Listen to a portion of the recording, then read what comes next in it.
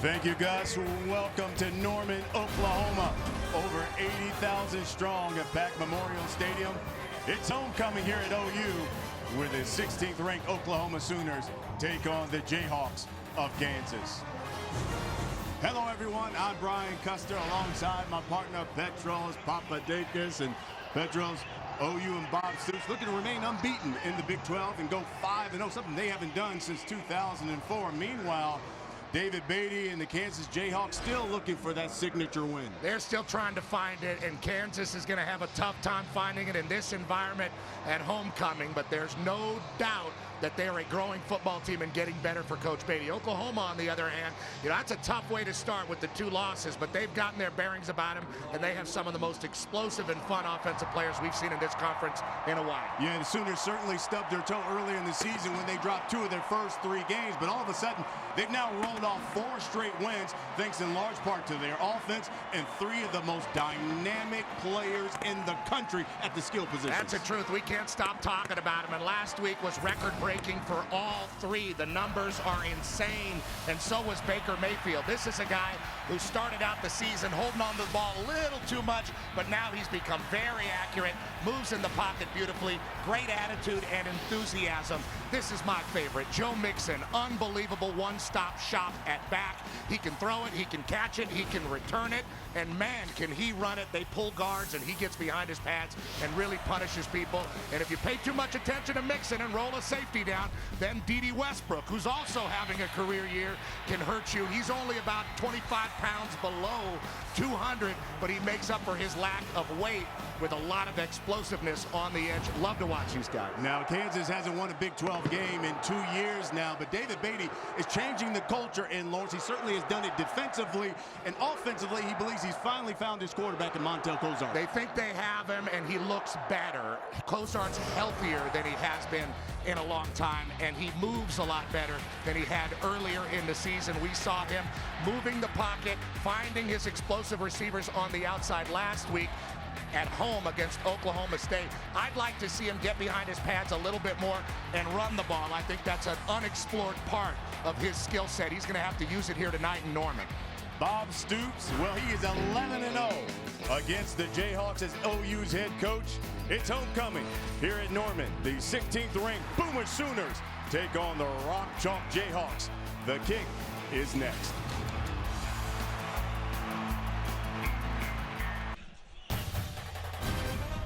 FS1 College Football is presented by Verizon. Kansas taking on 16th ranked Oklahoma. We're in Norman. Here's a look at Kansas head coach David Beatty, his 2nd season as head coach of the Jayhawks. And there's no doubt he's got the culture headed in the right direction, but when things are as down as they were at Kansas, especially under Charlie Weiss, there's a lot to rebuild, and small victories is what Kansas has counted. And Bob Stoops, the longest tenured FBS head coach right now in the country. Of course, he's led the Sooners to a school record 17 consecutive bowl berths and 9 Big 12 titles. He's one of the best, there's no doubt about that, and he has built a real dynasty here in Norman. Let's get right to the Ford's keys to the game here, Petro. Well, look at KU. Just don't be overwhelmed. Just be whelmed, if that's a word. They got to come out here and handle their business and just try to execute so they can be comfortable in this game. This environment is going to be difficult. Oklahoma's got to rebound defensively. They've got to tackle better. They've got to be better. They've got to be able to look in the mirror after this game. These guys weren't able to look in the mirror. They're like vampires on Halloween. No mirrors after what happened at Texas Tech last week. Just an unbelievable display of offense from both teams down there in Lubbock. Sooners won the toss. They deferred, so Kansas will receive. LaQuiviante Gonzalez back deep. Now he returned to kick off 99 yards back in September. And the sophomore Austin Seibert. He will do the kicking for the Sooners. Let's play football. Kicks that one out of the back of the end zone, so KU will start from their own 25. And Here comes Montel Cozart. Let's talk about what to watch for with the Jayhawks. Well, there's Laquiviante Gonzalez. He's a guy that can take the top off of defense, and he had to be drooling watching what Patrick Mahomes and the Red Raiders did to this Oklahoma defense last week. And the Oklahoma defense has just got to tackle better. There's Jordan Evans. He's a hometown guy. He's a leader and a senior on this team. They've got to be more accountable to each other and just hang on to some cloth when they try to tackle these skilled Kansas wide receivers. Both the guys on the perimeter for the Jayhawks, pretty good. Kansas tries to get it up tempo. They'll start from the gun. Montel Cozart, Keon Kenner. Offset right. The fake to Kenner. He's going up top. And that one's incomplete. Looking for Bobby Hartsock. You see what Montel Cozart did last week, 250 yards in the air against Oklahoma State. And listen, this young man still has not been sacked at all. And he looked better last week, and he does a good job getting rid of the ball. Again, I'd like to see him tuck it and run a little bit more. I like that call on first down, aggressive call. And up goes the Kenner, straight up the gut. Neville Gallimore with the stop. Third down was very difficult last week for Oklahoma. They had a really hard time getting off the field. It was the same against Houston with Greg Ward Jr. at quarterback. This is big for their defense early. 3rd and 4.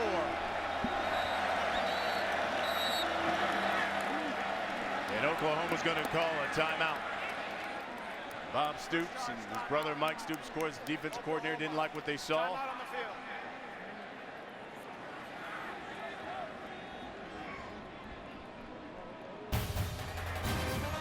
First timeout. When we come back, 3rd and 4.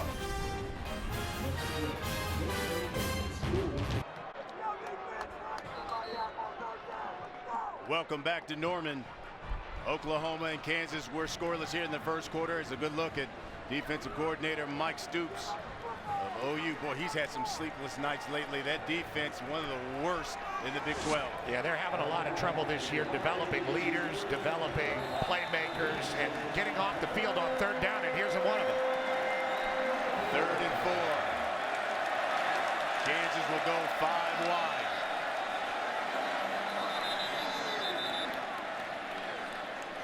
We got a flag on the play. Offside, defense, number 18 jumped into the neutral zone. Caused a reaction by the offense. That 5-yard penalty results in a first down. Yeah, this here is Curtis Bolton. I thought it was going to be on the tackle, DeAndre Banks, because he shuffled his feet after Bolton drew him offside by coming into the neutral zone. That's a free first down for the Jayhawks. Mike Stoops not going to be happy. Kansas will remain with that empty set for Cozart.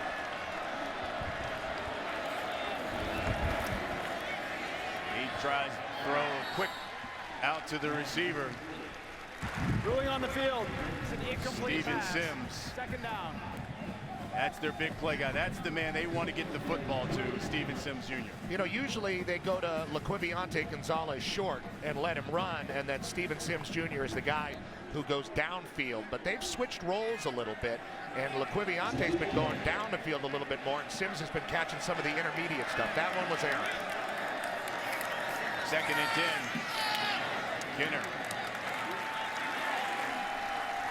It's tough sledding. Sooner defensive line has really been their strength this year, along with some linebackers making some plays. They have been most consistent on an inconsistent defense with their front four, and that does not bode well for the Jayhawks, who have struggled developing an offensive line this year. That's probably their weakest position group.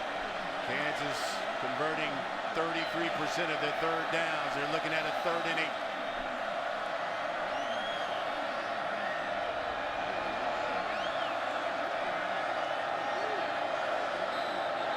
They've got all kind of confusion, and Cozart's going to call a timeout. First charge timeout. Still scoreless here in Norman.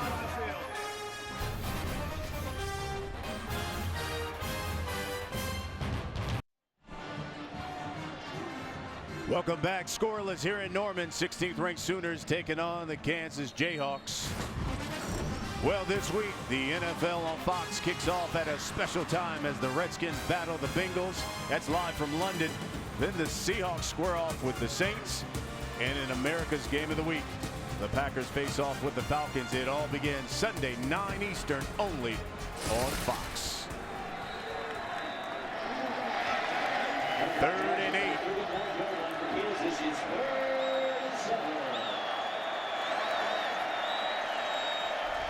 Cozart again from the gun. He rolls right. Lobs this one up and out of bounds.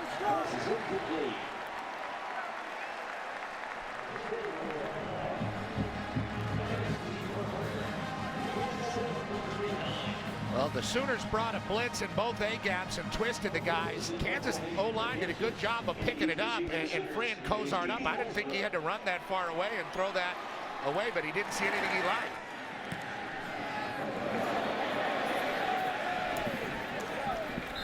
Kicks that one out of bounds. Last person you want is D.D. Westbrook returning punts. So we'll get our first look at Baker Mayfield.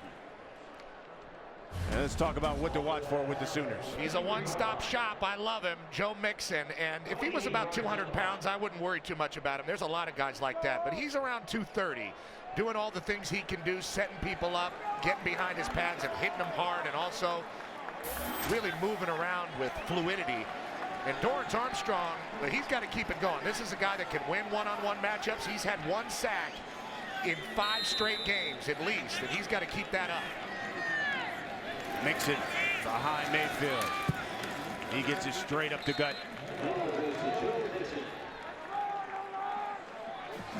Mayfield, boy, he had one of those video game type performances. Take a look at that 545 yards he had against Texas Tech. OU had 9 touchdowns against the Red Raiders. Kansas has had 8 TDs in their last 5 games. That one complete and dropped by Dahu Green. Good hit by Marnez Ogletree. Mayfield able to get rid of it a little bit off balance. Ogletree comes up and puts his helmet right on the ball, and Dahu can't hang on. One more split second would have been a fumble. 3rd and 8 now for the Sooners, and this is where Kansas wants this Oklahoma offense. They're best in the conference on 3rd down and stopping people. And you can see Oklahoma converts nearly 50% of the 3rd down. Over the middle. Mayfield, that one's too high.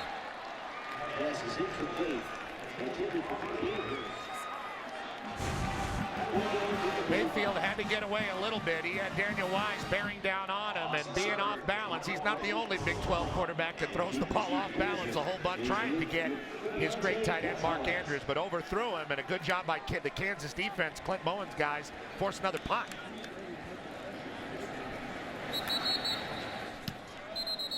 He had another flag. Ball start. Offense, number 7. 5-yard penalty. It's 4th down.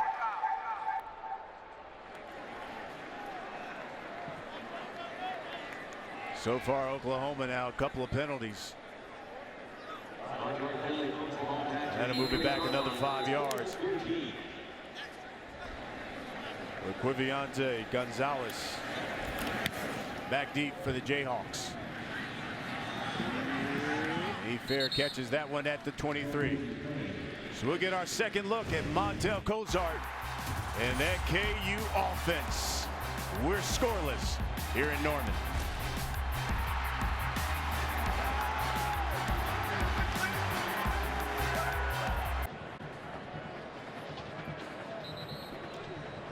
Welcome back to Norman, Oklahoma. 16th ranked Sooners taking on the Jayhawks. Austin Seibert with a 46-yard punt. And the Sooners missing some big-time players. No doubt about it. They don't have their best linebacker, and the straw that stirs the drink for their defense, Obi, and of course Samaje Perine is also out. They're missing Amani Bledsoe, who's out for a team rule. Pat Romar is out with injury. This is a defense that's pretty beat up. Cozart complete to Keon Kenner, but we got another flag.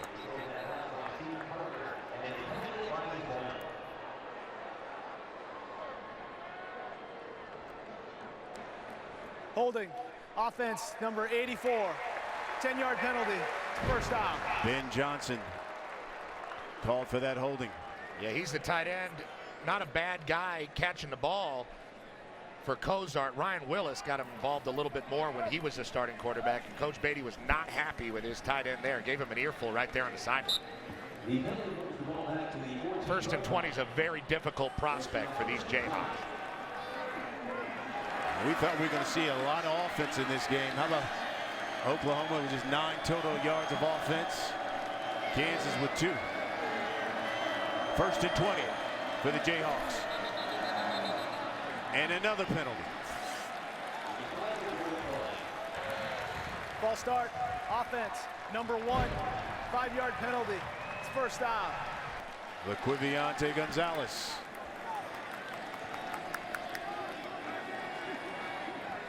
We talked about this, about being overwhelmed in this environment, about getting it all together, and right now it looks like Kansas is just a little bit over their skis. Cozart again from the gun. So this was a drive that originally started from their own 24. They're now at their own 9. Kenner straight up. Pick up a couple.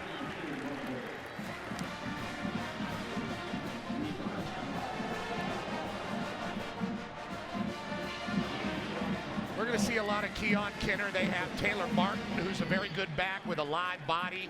Khalil Herbert's had some long runs. There's about 3 backs that go for Kansas, but it has to be Keon Kenner with the big plays down the field. That's Gonzalez in motion. Cozart to Sims. Breaks a tackle, knocked out of bounds at the 12. That's Cozart's first completion. Will Johnson with the stop.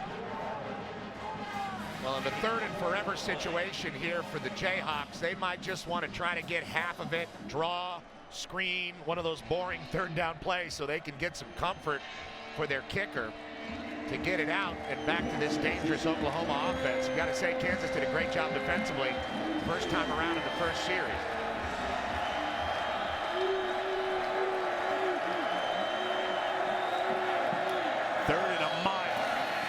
Again, quick out to Sims. Breaks a tackle, cuts back. 25. And Quiviante Gonzalez knocked out of bounds. And that's what he can do. We talked about his ability in the intermediate routes. The young man out of Cedar Hill, Texas. Transfer from Texas A&M. Sets him up inside, gets outside. Jukes 2 guys going back inside. Hey, that's a great run, and he almost got there. Physical at the end, beautiful by Laquiviante Gonzalez. Given plenty of room to kick it. Yeah, 20-yard pickup for him. D.D. Westbrook back deep for the Sooners. And he's from his own 29. Watch out, Westbrook.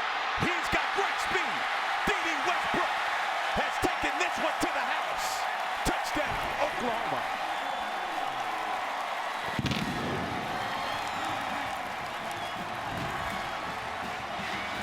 71 yards by D.D. Westbrook. Westbrook knows he has plenty of room and a blocker in front of him.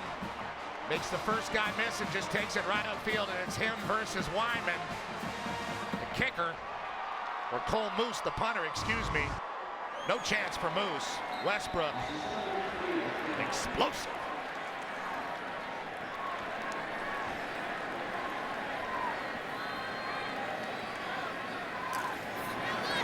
The extra point is good.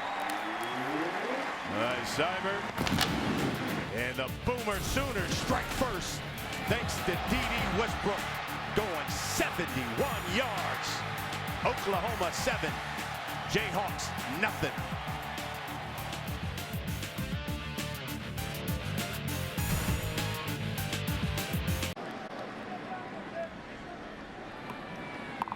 Welcome back to Norman. Oklahoma strikes first thanks to D.D. Westbrook going 71 yards. His first punt career touchdown return. In fact, it's just the 4th of his career return of any kind. So how about that? Well, he looked pretty comfortable doing it. He sure did. No doubt about that. And he took it straight down the middle of the field, which is one of the worst things in the world for a punter, to see a guy like that coming. And Cole Moose had no chance. Quiviante Gonzalez back deep for the Jayhawks, along with Emmanuel Moore.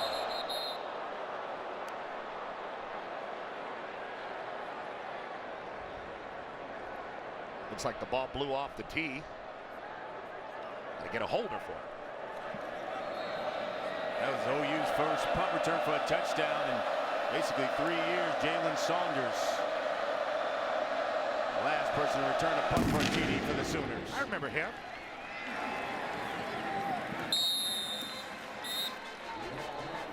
Let's get a game break. Here's the one and only Michael Thrill Hill. All right, because for the first time this season, Baylor has given up a score in the fourth quarter. Coming against Texas, Shane Buechele to Andrew Beck.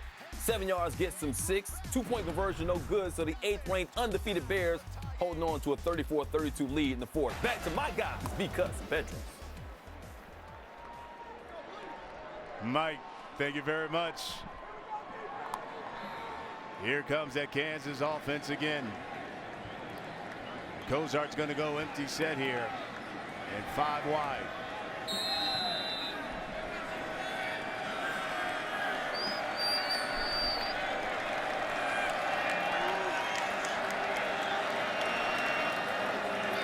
Cozart looking left, throws the slant to Sims.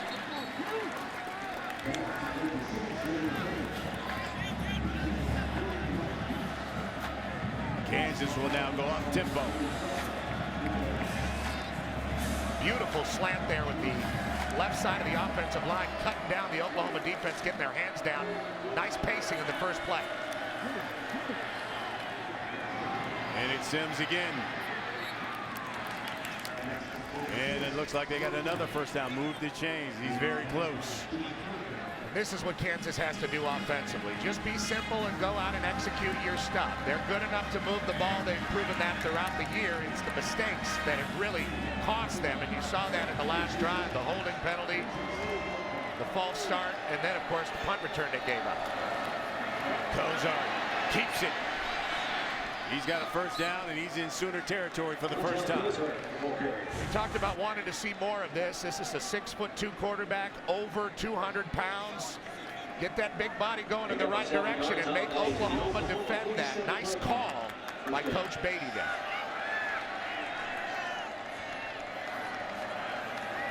Cozart looking left. He's going deep for Gonzalez. In and out of his hands.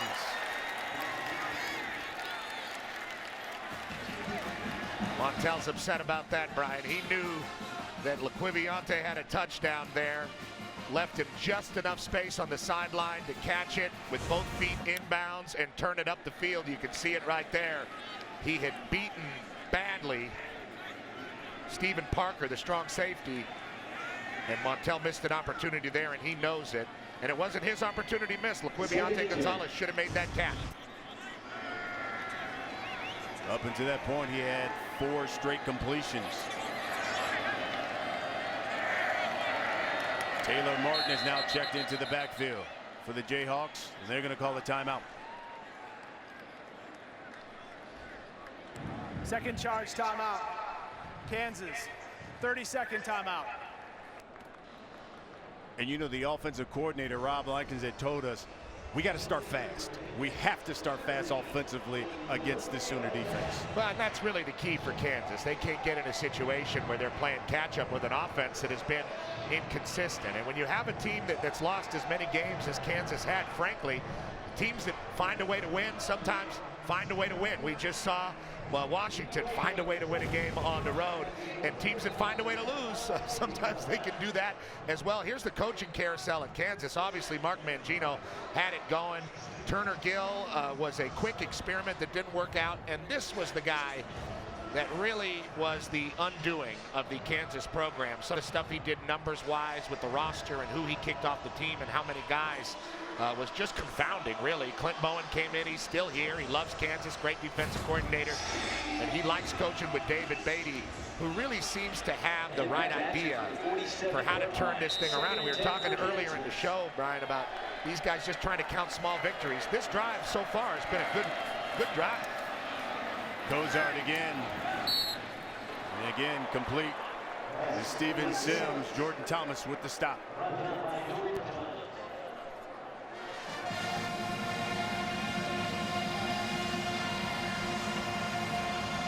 Kansas will be looking at a 3rd and 2.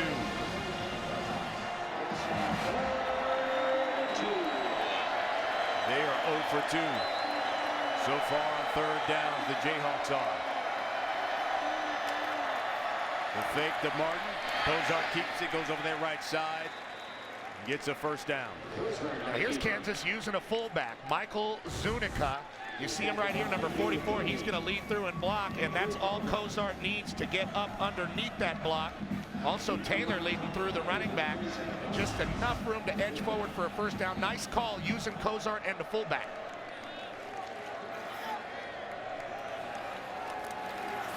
Another flag on the play. And he's going deep, and that one knocked away. Good play by Jordan Thomas. He was looking for Steven Sims, but we got another flag.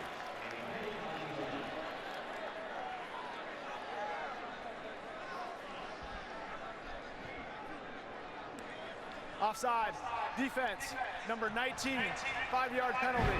It's 1st down. You have a defender make a great play on the edge, and you end up having an offside penalty. That's the kind of thing that has dogged this Oklahoma defense throughout the season. Very inconsistent, still searching for an identity, and we're almost at Halloween.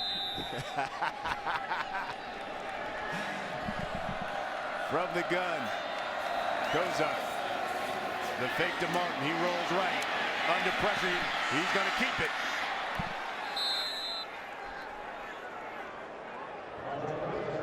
Gallimore with the stop. And I thought Montel Cozart had a little bit more of a lane than he showed there. Just a moment of hesitation instead of just really taking off and firing his legs. I thought he could have gotten the 1st down, and he got up a little slow after getting hit there by Gallimore. And he had Jeremiah Booker wide open over the middle. 2nd and 3 now for the Jayhawks.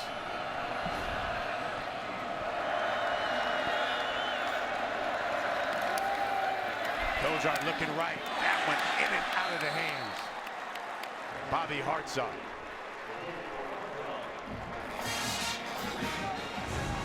Good job by Jordan Parker. Right on the back of Hartsock, but you're right, it went right off his hands. Maybe Cozart could have taken a little something off of it. Seeing him in the last couple of weeks, though, I really think Montel Cozart is starting to get more and more zip on that ball. He's starting to throw it with more confidence. Jayhawks 1 for 3 on 3rd down. Cozart looks to the sideline, gets the play.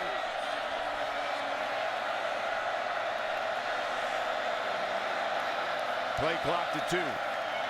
Cozart keeps it. And stopped by DJ Ward. That's the decisiveness that Montel Cozart needs if he's going to run the ball. He sees that big hole open up after the line twist and takes off.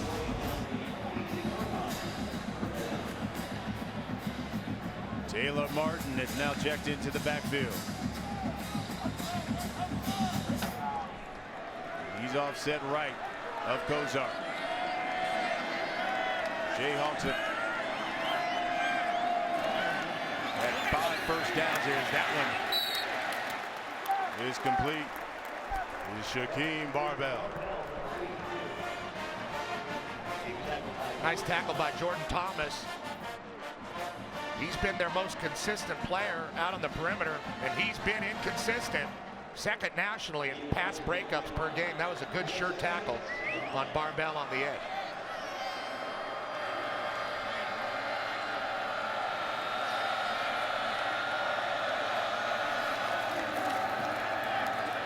Cozart looking downfield and over the head of Steven Sims.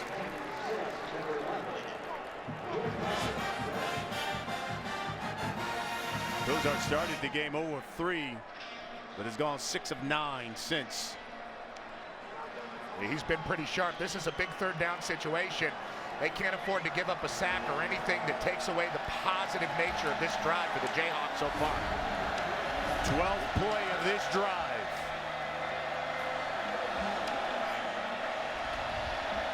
They have chewed up 4 minutes.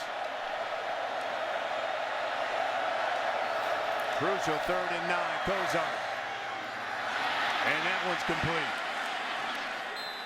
There's Shaquem Barbell. Another first down, move the chains. Barbell's right in the middle here, and he's going to come hook around. And that is just a missed tackle. That is what dogged them last week. Will Johnson should have had that behind the sticks, but couldn't hold on to Barbell. Did a good job fighting for the first down. Cozart complete. Booker. And the sophomore from College Station pushed out of bounds.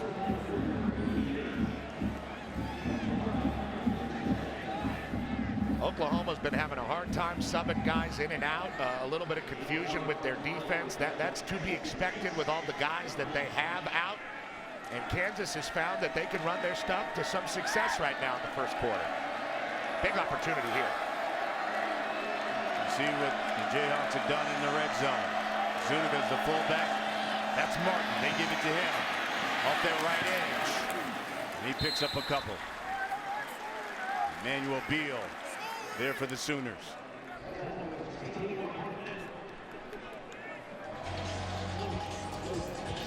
Here comes another big third down situation. That has been the thorn in the side of Oklahoma all season long with their defense.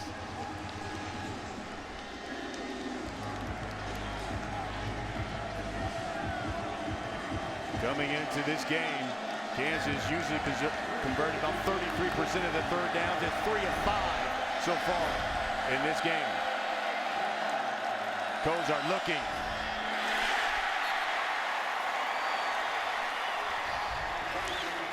Keegan Brewer made the catch. Cozart looking the whole way. He wanted Brewer, he got him, but a nice play by Stephen Parker, the safety, coming up and making sure nothing was going to come out of that. Forces the field goal. Matt Wyman will come in for the 23-yarder. He is perfect inside of 30 yards. He's been 3 for 3 so far this year. And that one's good. And the Jayhawks are on the board.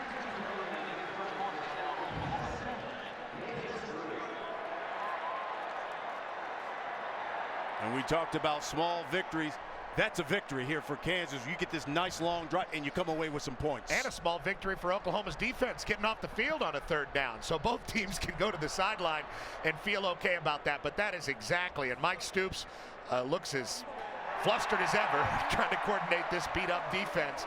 But that's what Kansas needed to do. They needed a long sustained drive, get the ball in the hands of some of their playmakers, get Cozart comfortable. He was very sharp on that drive, completing the ball.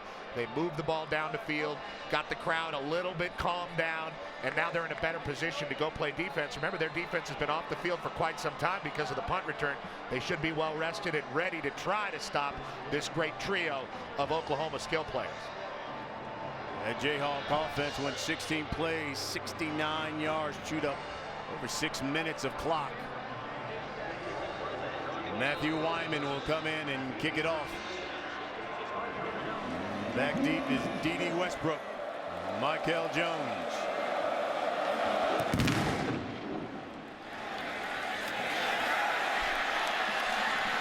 And here comes Westbrook, right up the middle. He's taking one to the house. He's going to take another. D.D. Westbrook has done it again, but there's a flag on the play.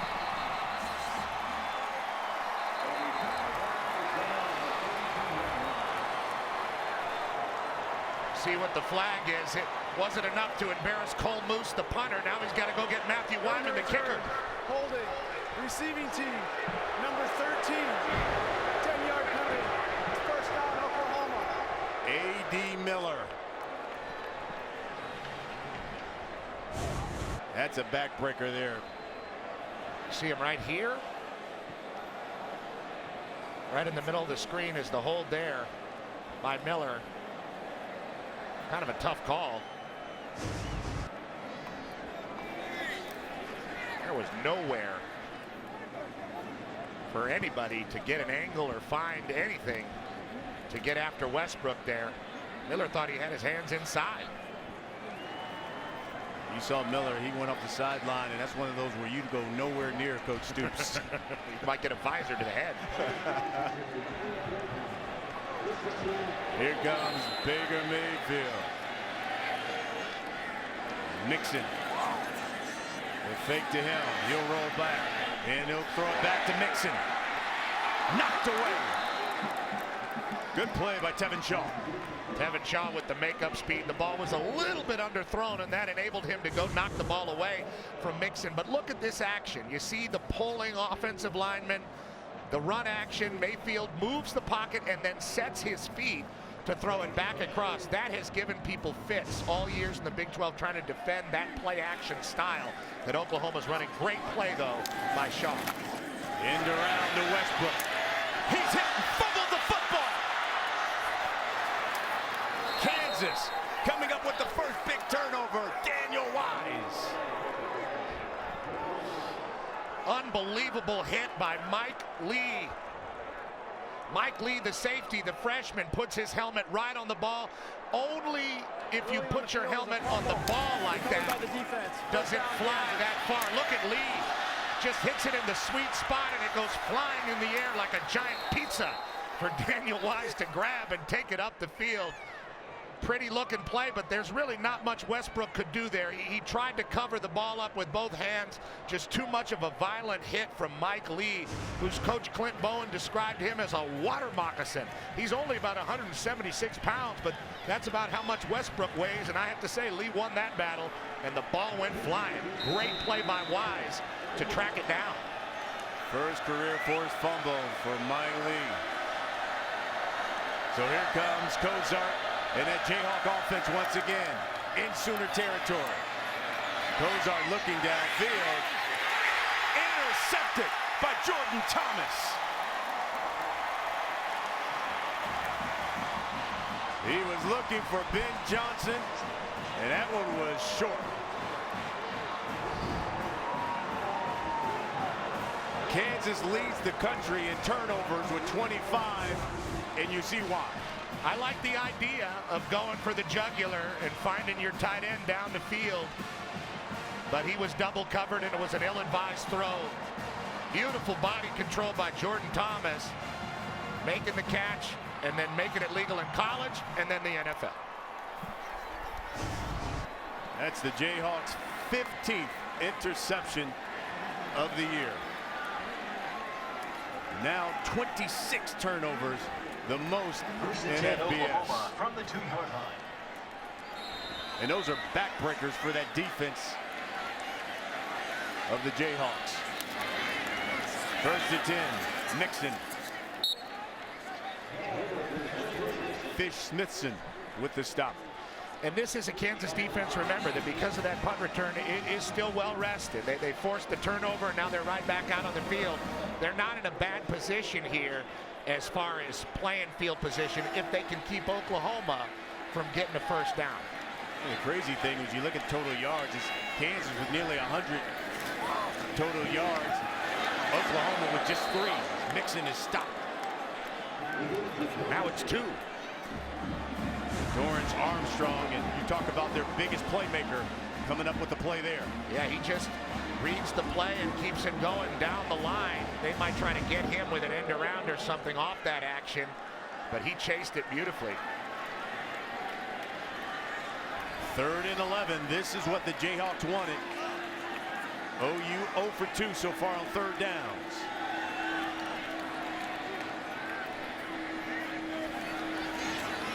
Mayfield looking over the middle to Mixon. Shakes a man to the 20. And he's dropped by Fish-Smithson. Smithson, a very sure tackler, making sure that that wasn't more for Joe Mixon, and it could have been. Look at how he can set people up now in space. 22-yard pickup. Wow, did he do Mike Lee? That guy is bad. And he's a little bit shaken up. Yeah, you don't want to see that, especially with Samaje Perine already out with that pulled muscle. There was no foul on the play for offensive pass interference. The ruling was that the pass was touched at the line of scrimmage. The result of the play is a first down.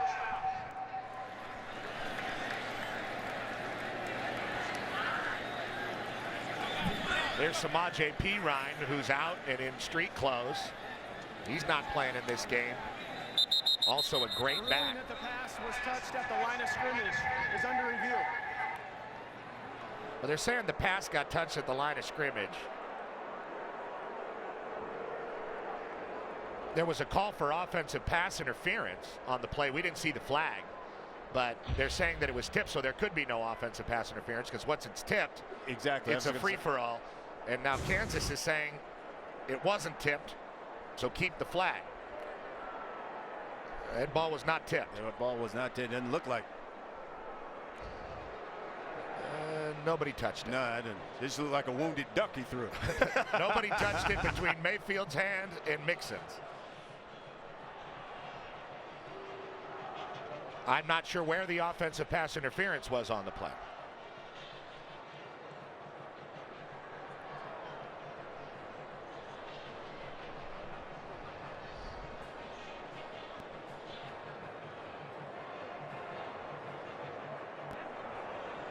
It should be easy for the officials to decipher that the ball wasn't touched. So if they want to call a penalty on the play, they can, and we'll replay third down. After reviewing the play, the ruling on the field is confirmed. The pass was touched behind the line of scrimmage. It's first down. Okay, well, the pass touched behind the line of scrimmage by Mixon, the receiver, is different than saying the ball was tipped. So a little bit of confusion there from the officials, but it seems like we got it all worked out. So 1st and 10, you can see they're still working on Mixon. Abdul Adams, the freshman, has come in. Mayfield the fake. And he's going across the middle. And that is incomplete. Looking for Geno Lewis. Tevin Shaw. Shaw did a good job again, knocking the ball away from the receiver. Geno Lewis looks like he could have pulled that down.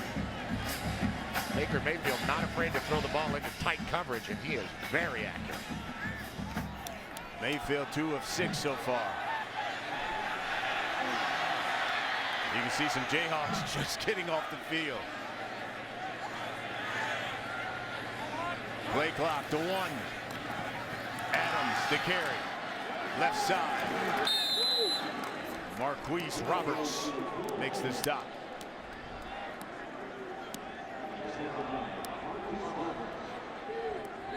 There you see Abdul Adams. He didn't know he was going to have to carry the load at this point in the game, but that's the way it looks right now until we get a report on Joe Mixon and what is wrong with him.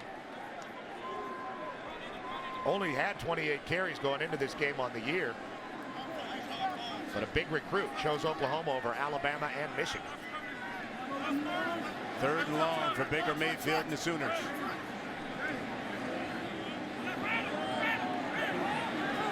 Play clock at 1.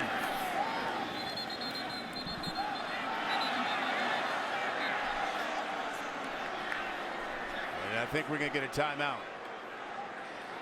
38 seconds. Second charge timeout. Oklahoma. 30-second timeout. With this timeout, let's get a game break. Here's Mike Hill. All right, because both unbeaten Big 12 teams going down today. 8th-ranked Baylor joining West Virginia in the loss column. Texas's Trent Domingue, 39 yards, game winner. Big 35-34 win for Charlie Strong and the Horns. And even superfan Matthew McConaughey has to be saying, All right, all right, all right.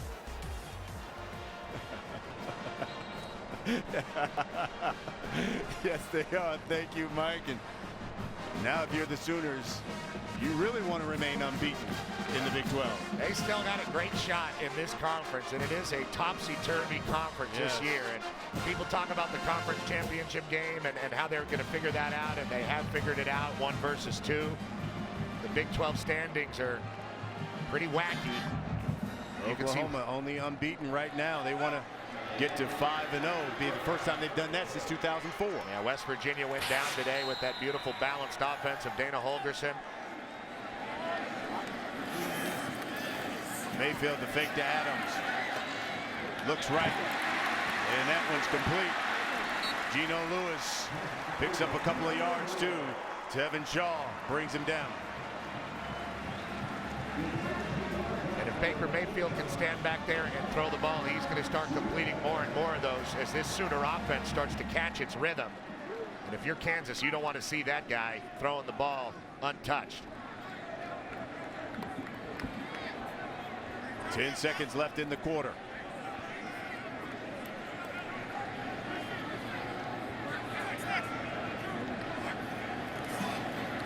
Mayfield's going to keep it. He gets to that edge and out of bounds. Mike Lee chases him out. 15 minutes are in the books. This is the end of the first Sooners with the big play. D.D. Westbrook. They've got a 7-3 lead. Second quarter when we come back.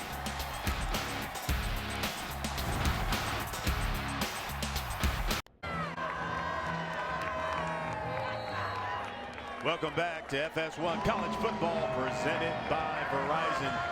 16th ranked Sooners 7-3 lead here as we take a look at the first quarter stats. And you're looking at this, you're thinking, man, Jayhawks should be winning this football game. I mean, they've rolled up nearly 100 yards of total offense, but they've had the time of possession nearly 11 minutes, and they find themselves down by 4 here to the Sooners.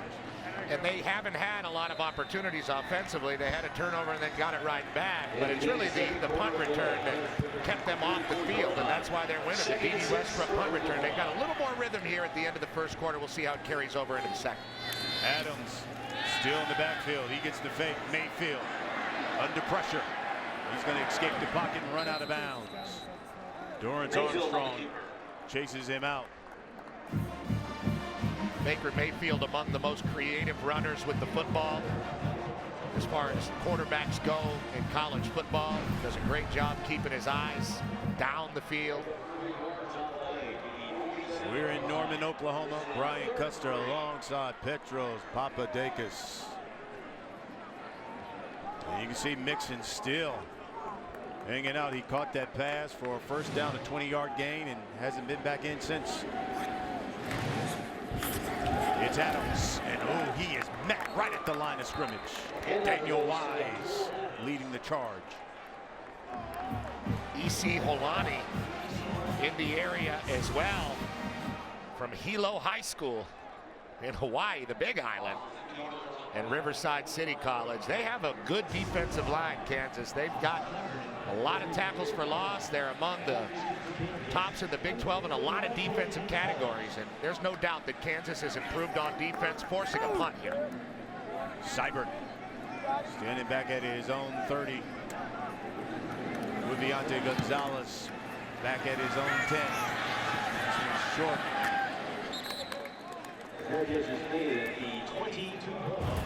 Fair catch at the 22. Montel Cozart and the Jayhawks back on the field when we come back.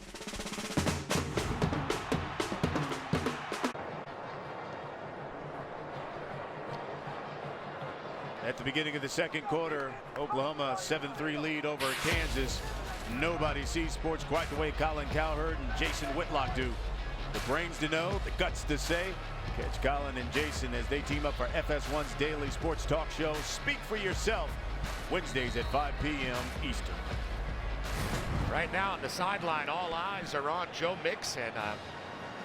his right knee was not wrapped earlier in the game, and now he's got it wrapped. He's been trying to loosen it up, doing some plyometrics, riding the bike. Still got his helmet on, so probably still a chance we see him. Michael Zunick, Taylor Martin in the backfield. That's Martin. He gets the carry. Plows ahead for a couple. The Sooners do not provide in-game injury updates, so we'll know if he's okay, if he's back in the game.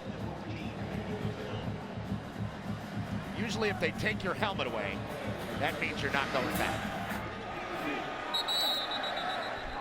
And the fullback. Offense, number 65, 5-yard penalty, second down.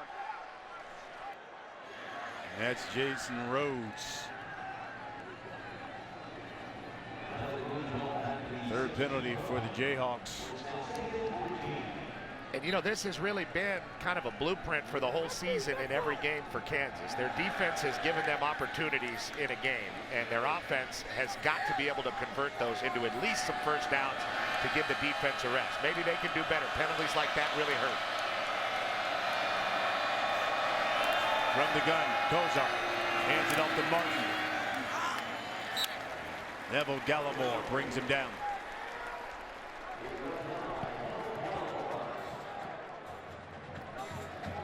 Gallimore, just a freshman from Canada.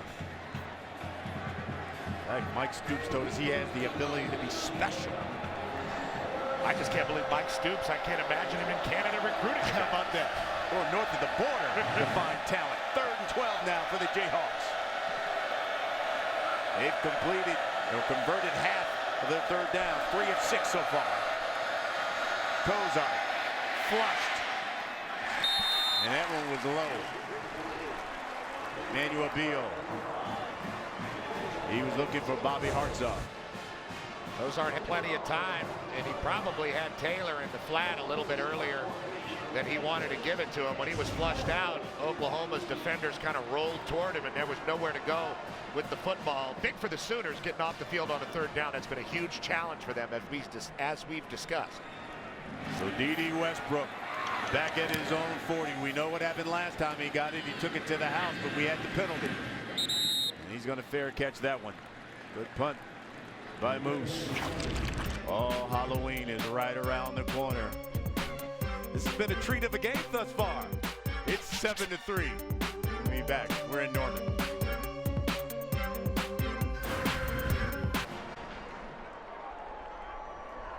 Welcome back. We're in OU. The Sooners, 16th ranked, up 7-3. Let's take a walk around what happened around the nation thus far.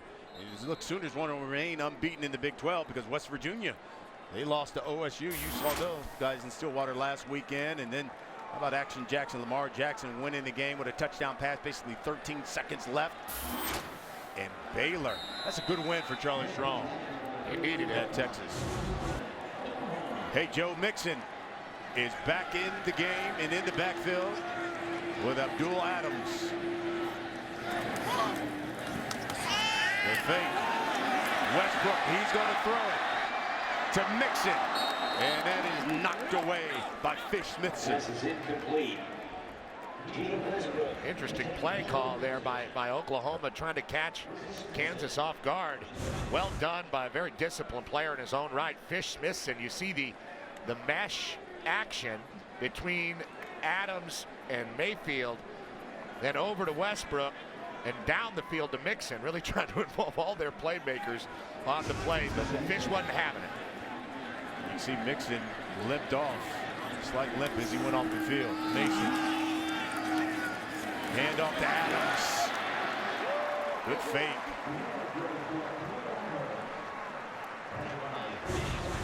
And this is huge for a young back in the game. Right in his face is the center, Eric Wren, and he's got to get around his own guy after bumping him. The hole opened up, and he did a good job getting the ball down the field despite losing a shoe. Dimitri Flowers have now checked in for Oklahoma. They look at a 3rd and 2. 2 for 4 so far on 3rd down. And that's complete. Basquin, Nick Basquin, walk on. That's 77 yards, 4 catches last weekend against OSU. Yeah, local guy. Made his debut versus Houston. First team All-State in high school out of Norman North High School. So you got to believe he loves the Sooners. Living his dream out there. Nixon is checked back in.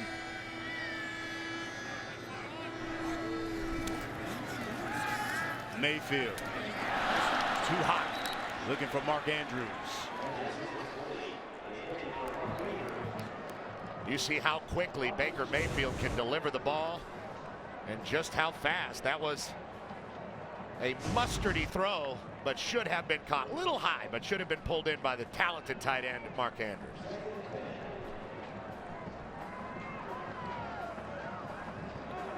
Sooners still trying to get into Jayhawk territory. Mixon, Adams with Mayfield. That one's complete. Andrews. That's another first down. What a luxury it is for Lincoln Riley, the offensive coordinator, to have a 6'5", 250-pound tight end that they can line up way on the outside that can run routes like that. His route tree is not limited despite his size. Hauls that one in. That's Dimitri Flowers. Back with Mayfield. He rolls left, and he's looking downfield. And he's got Westbrook. Touchdown, Sooners. 41 yards.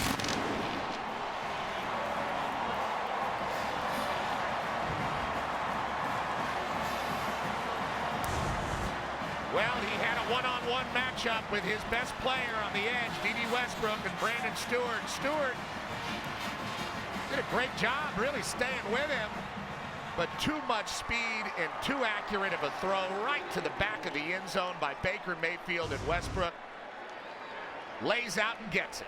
Beautiful throw. He is electric.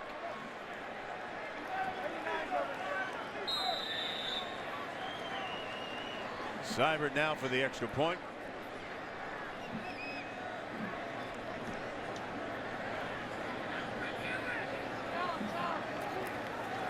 It's good. The Sooners go 67 yards in 6 plays in 1:51. Thanks to D.D. Westbrook, that 41-yard touchdown reception. Baker Mayfield says, that's my guy. Sooners up 14-3.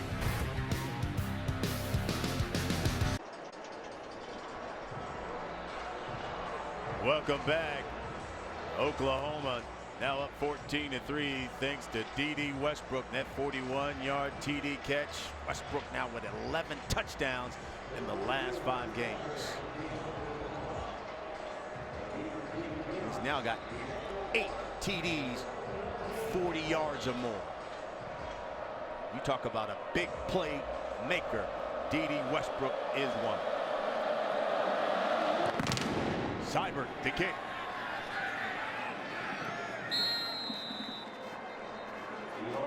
Let's get a game break. It's all you, Mike Hill. Lucky enough to keep an eye on this 7-11 matchup. Undefeated Nebraska and Wisconsin. Divine Ozigbo, 1-yard score. Huskers tied at 7 there. It's now 10-7 Wisconsin in the second. Fellas, back to you.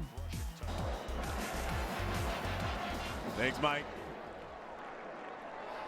Kansas can't squander another opportunity. They had a great turnover and a chance to get some points on the board. They turned it right back over. You think about the drop pass by Laquiviante Gonzalez that probably would have been a touchdown, or at least gotten him in a position to really threaten to score. Kansas can't continue to have these self-inflicted wounds on offense. After a touchback may select what lateral position on the field to snap the ball from. The explanations from the official are getting very detailed. Yes, yes, they are. I think somebody wants some TV time. And aside from that, how about the turnover too? That after they got a turnover, they turned it right back over with the interception. Stout Oklahoma defense. As Keon Kenner got the call and ran into a wall of Sooners. led by Ahmad Thomas and Emmanuel Beal. Good job by the Sooners bowing up, but at the same time, they have got to continue to run the ball with Taylor Martin and Keon Kinner just to try to keep this defense honest, and that'll open up things for Gonzalez and Sims on the edge. They just have to stick to their game plan. They've moved the ball pretty well. Kansas must remain calm. Empty set. And the slant, it's caught. Shaquem Barbell.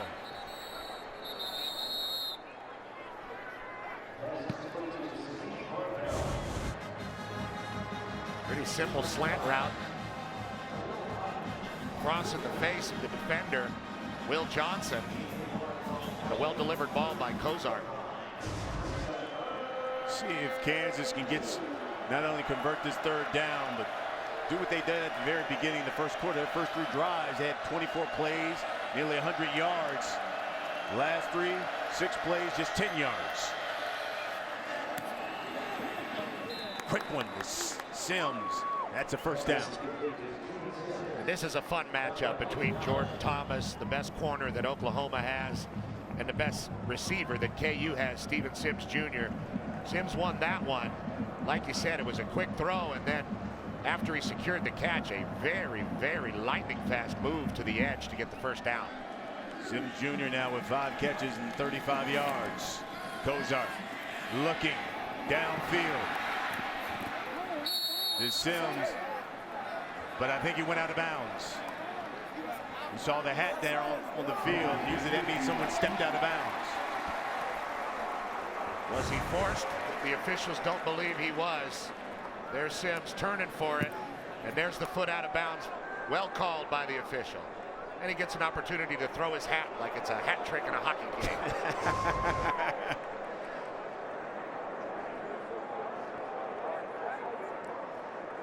Illegal touching by the offense. The wide receiver stepped out of bounds on his own, reestablished, and caught the pass. Penalty has lost it down at the previous spot. It's second down.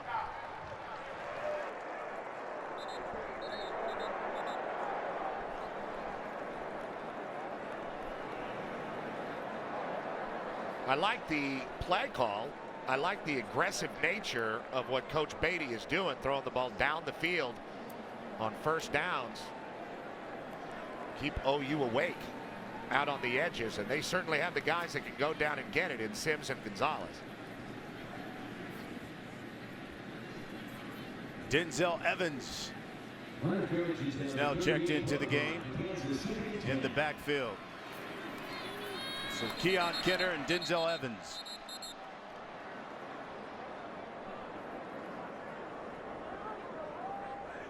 Yeah, result of the play was a completed pass. Clock will start on my ready for play signal. Thank you for that.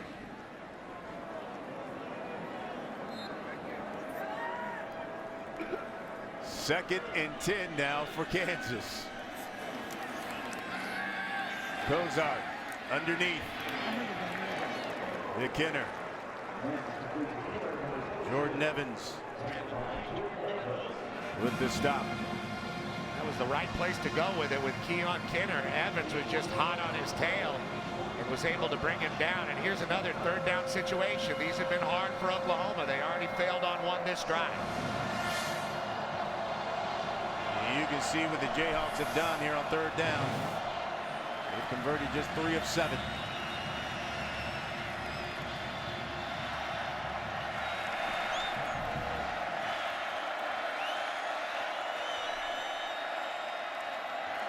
He's going to swing it out to Kinner.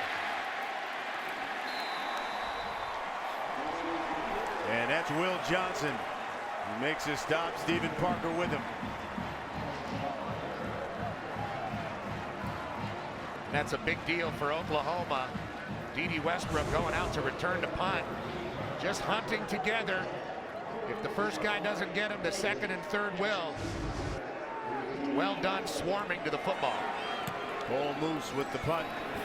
D.D. Westbrook. And they kick that one right out of bounds. 14-3 Oklahoma. Coming up on the State Farm halftime shake-up Saturday, playing out as expected as the Big 12 no longer has an unbeaten, but the Pac-12 does. See how Washington escaped Utah. Plus, the Seminoles trying to put a blemish on Clemson's record. Brian Petros, we'll see you guys at the break. All right, Rob, thank you very much, bud. 14-3 is the score here in Norman. You see Joe Mixon, who was out for a couple of series, but he's back in. D.D. Westbrook, boy, he's made some big plays already. Punt return for a touchdown, 41-yard touchdown reception. Sooners with a 14-3 lead here. 1st and 10. Mayfield, the fake over the middle, wide open. That's Geno Lewis. And we've got a flag on the play.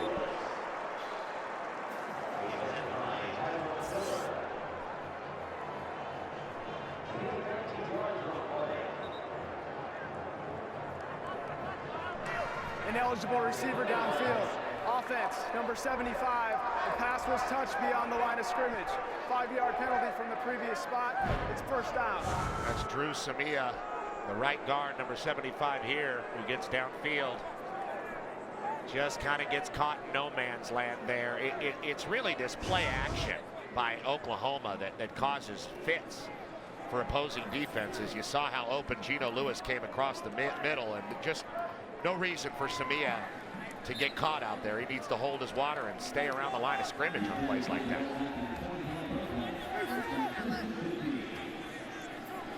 Nixon, the carry. He stopped after a pickup of maybe a couple. Great job by the front of Kansas.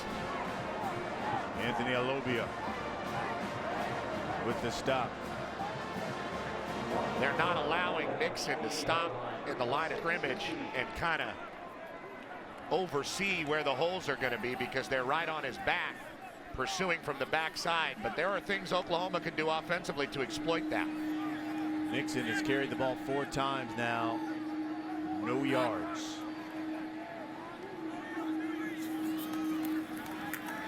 Mayfield. That one in and out of the hands of Michael Jones, the freshman.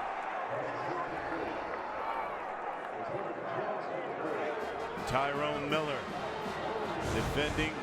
Look at the shot Baker Mayfield takes after this throw. Kansas can rush the passer, and that is a violent hit on Mayfield. Cameron Rosser with that hit. Yeah, he's their nickel guy that comes in out of Las Vegas, Nevada. Comes in on pass rushing situations, and they certainly rushed Mayfield on that one. He was a little banged up, and Mixon's a little bit banged up. D.D. Westbrook's been carrying today so far for the Sooners. And it's Westbrook in the backfield with Mayfield. He's going to swing it out to him. And Westbrook looked like he was going to pass. He's going to keep it now. Cuts back, makes a move, got a 1st down. And he's in Jayhawk territory.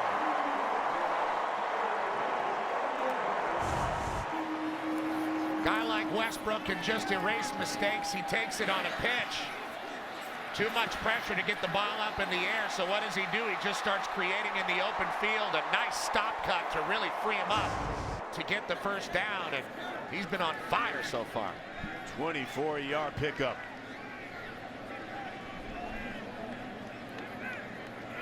Mixon and Abdul Adams now in the backfield with Mayfield. There's Mixon. Smithson with the stop. Now you see this play being run in its purest form. That's the run play that Oklahoma uses on all their play action to confuse defenses, and that's what opens things up with one-on-one coverage for D.D. Westbrook and Baker Mayfield throwing the ball down the field. But you couldn't do it without the threat of Joe Mixon running that power. Out of a shot. Mayfield. Geno Lewis. Tyrone Miller pushes him out of bounds. Well, there's Lincoln Riley, the OC, in his 2nd year here.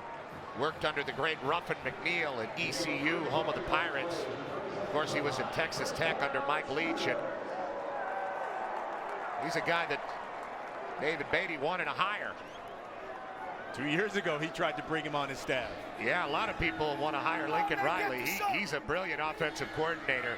And I love the run game that comes out of this air raid they run at Oklahoma. Mayfield looking deep downfield, and we got a flag. And Derek Neal said, listen, this guy burned me. I'm just going to tackle him before the ball gets to him. It's better than hearing the fight song again. And Westbrook going down the field, and you see that left hand in the back pocket. Derek Neal had it. Defense, number 7, 15-yard penalty, automatic first down. Easy enough call to make, and I don't blame Derek Neal one bit. One-on-one coverage with a guy like that, you're beaten, tackle him. Both teams now have rolled up 5 penalties. So 1st and 10 now for the Sooners from the 22. Nixon, and he ends it up on the end around. Michael Jones. He's dropped at the 15. Tevin Shaw makes the open field tackle. Brian, we talked about these Oklahoma defenders, or excuse me, Kansas defenders chasing Oklahoma and chasing Mixon's backside. What do you do to combat that? You run an end around right back at it. Good job getting away by Jones in the backfield. Turns it into something positive. Great call by Lincoln Riley.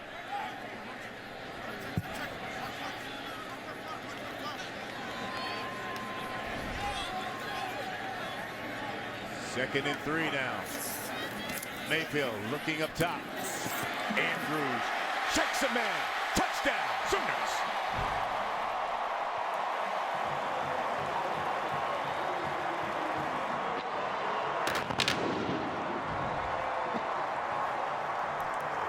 Tyrone Miller tried to make the tackle. He whipped. Mark Andrews has got his 5th touchdown catch of the season. And I really like seeing the acceleration from Andrews after shaking the tackler, running to score, and you get the feeling that the Sooner offense now has it all working. Mixon had a nice run on that drive. Westbrook forced the pass interference. The end around was nice. They look much better. They've certainly gotten their rhythm. They extend the lead now 21-3. No play action here, just a straight shotgun out route to the tight end. Lined up more as a wide receiver for the majority of this game. Mark Andrews at a Desert Mountain High School in Scottsdale, Arizona. Dangerous tight end, and there's the Sooner Schooner. Goes pretty fast. Now, if you're Kansas, very important that your offense do something in this last 3:35 here until the half, because keep in mind, OU won the toss. They deferred. They're going to get the ball at the beginning of the second half. And it's the same old story for Coach Beatty and the Jayhawks. They've played pretty well on defense. You know, they've done everything they can to kind of hold the dam back, but that defense needs to rest. That's when they play their best. And they just haven't been able to. Kansas has not moved the ball well enough to give these guys a sufficient break, and Oklahoma's starting to exploit it. And another kick goes out of the back of the end zone, and so Kansas will start at their own 25. Time for a game break, and let's find out what's going on with Clemson and FSU. Here's Mike Hill. Mike? It's one of the big games of the night. ACC battle. Winner of this game has won the conference title the last 5 years. Tigers striking first here. Wayne Gallman. 1 yard gets some 6. Just like that, 7-0 Clemson early in the first. Because Edie, back to you. My man, Thrill Hill, I appreciate it. So here we go, Montel Kozart. And that Jayhawk offense, they've got 3 minutes, 35 seconds here until the half.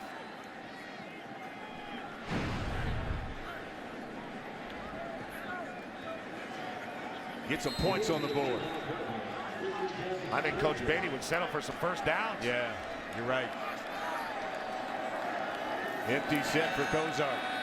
And he looks left, and he's got nothing. He was looking for Steven Sims.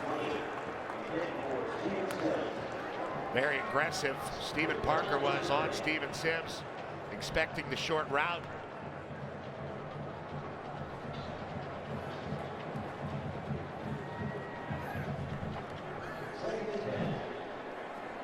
Keon Kinner now in the backfield.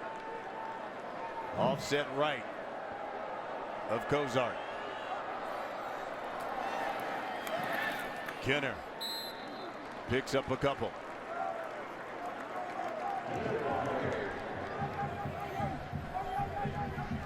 Coming up, it is the State Farm FS1 College Football Halftime Show. Rob Stone, Matt Leinart, Robert Smith, all those guys in Los Angeles. 3 minutes.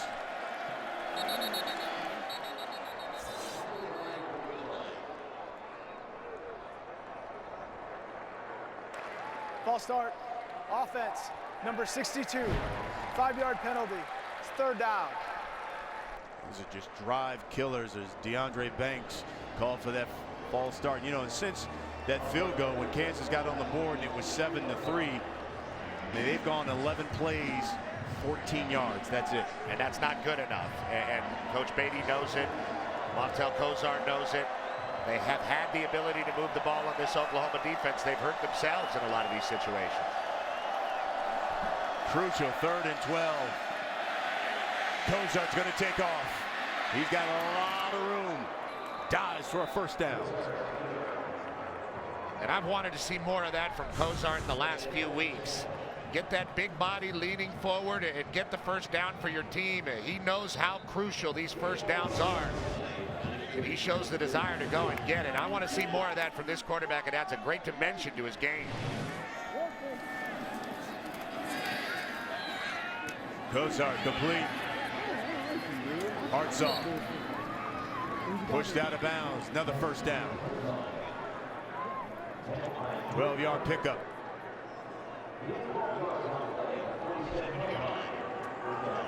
Now Kansas working on a little rhythm.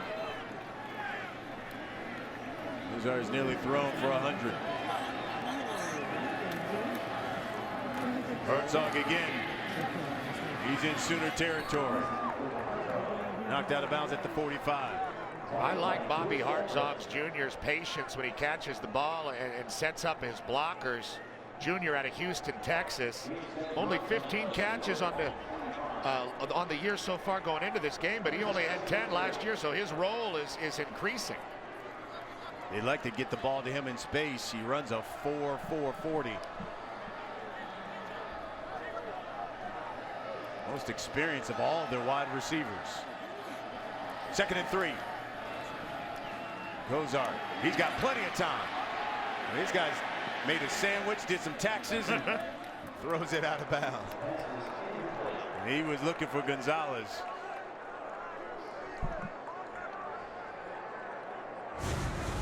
Interesting to see what Cozart was looking at here. He's got his 2 best receivers.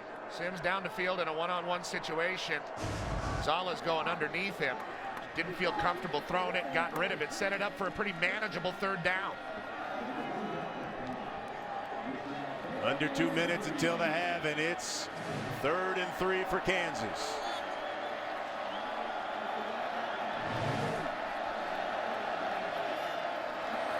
Pressure from the Sooners. And Stephen Parker read that as he stops Gonzalez short of the 1st down marker.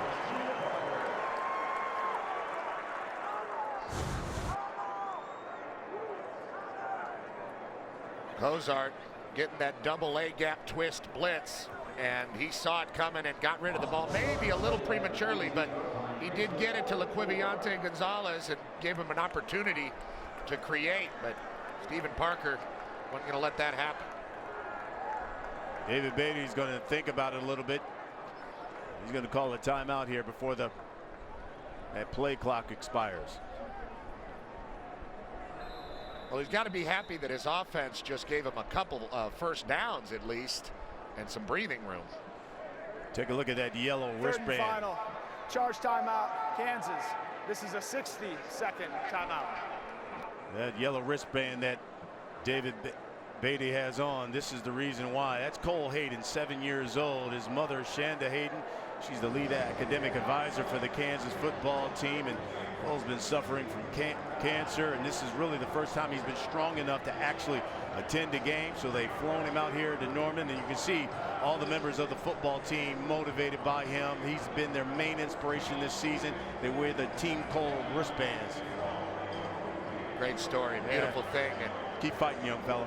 it's always wonderful to see a football team be inspired by a young person fighting a battle, and especially somebody they care about. Academic advisors are the saints of college football, making sure guys are eligible and finding the right classes for guys to excel in their life, and making sure a young man takes advantage of his education. Crucial work that they're doing.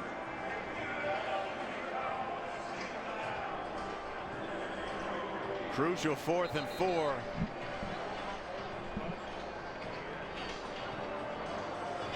For Kansas. Just don't punt it to Dede. Well, they're going to go for it. Yeah, isn't that true? Dede's coming off the field now.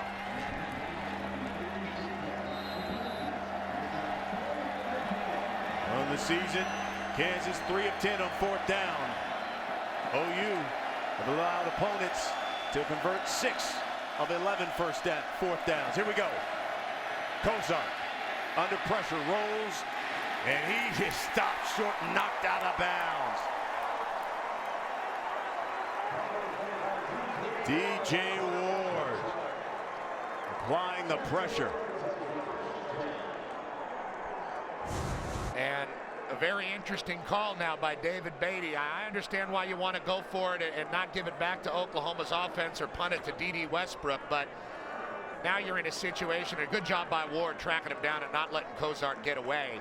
He really used the sideline to his advantage like an extra defender on the play, but now you have Oklahoma with a much shorter field. 53 seconds is twice as much time as Baker Mayfield needs to get points on the board, and Oklahoma's got one timeout, as you can see up there.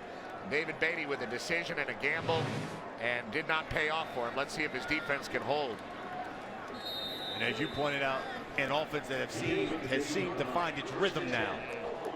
I understand why they didn't want to give it back to him, but now look where they have it. Right at midfield. Dede Westbrook is up top. Mayfield looking left. And over the head of Nick Basquin. And that was something Baker Mayfield saw before the snap. He saw the safety over the top, and he knew that Dede Westbrook was going to be covered up on the go route, so they sent Basquin under. The throw was a little errant, but Basquin was open.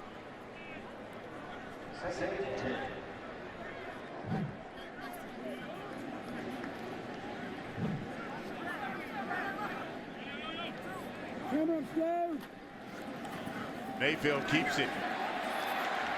He's got a first down and more. Fish-Smithson chases him out of bounds, but not before he picks up about 15. Really pretty action in the black backfield, and a great decision by Baker Mayfield to pull that out of the gut of Mixon and take it himself. Found some open field. Talked about getting the rhythm early on. Mayfield was just 2 of 6 for 27 yards, but since then he's gone 6 of 9 for 100-yard passing. And completes another one. This one to Geno Lewis. It's all predicated on the action in the backfield. A long mesh with Joe Mixon. Mayfield so sure with that ball, pulls it up and releases it quickly. And Mike Lee made the stop with his shoulder, and you can see he was injured. For an injury. The clock will restart with the snap because Oklahoma will decline the 10-second runoff. There's that mesh point. Baker gets the ball up and throws it just very fluid, and then you see Lee coming in, lowering that shoulder on Lewis. And he's trying to loosen it up right now on the sideline. This is the second game in a row that Lee's gone out. Lee, a freshman out of New Orleans, and really should be in high school right now. Forgoed his senior year and enrolled in Kansas. Found himself in the starting secondary. Here's Westbrook. Inside the 10. Tyrone Miller with the stop. Mayfield's going to spike it. And this makes you think about the decision by David Beatty not punting the ball in the 4th down situation. Again, I understand why you want to keep the ball. I understand why you don't want to give it back to D.D. Westbrook. The fans love D.D. Westbrook here. And why not? He's been wonderful. But now you find yourself in a situation, if you're Kansas, with Oklahoma knocking on the door, all the rhythm in the world, and a guy who can really manage that clock at Baker Mayfield and Lincoln Riley on the sideline. Mayfield over the middle. Flowers, touchdown.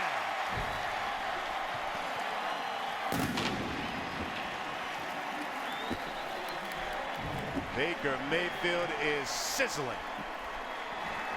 When you're getting the ball to all your playmakers and making plays yourself, why not give the fullback a little love? The junior, 6'2", 239 pounds, out of San Antonio, Texas. Primarily plays in the box, but has great hands. 23 catches coming into the game. 6 touchdowns in his career. That's the 7th.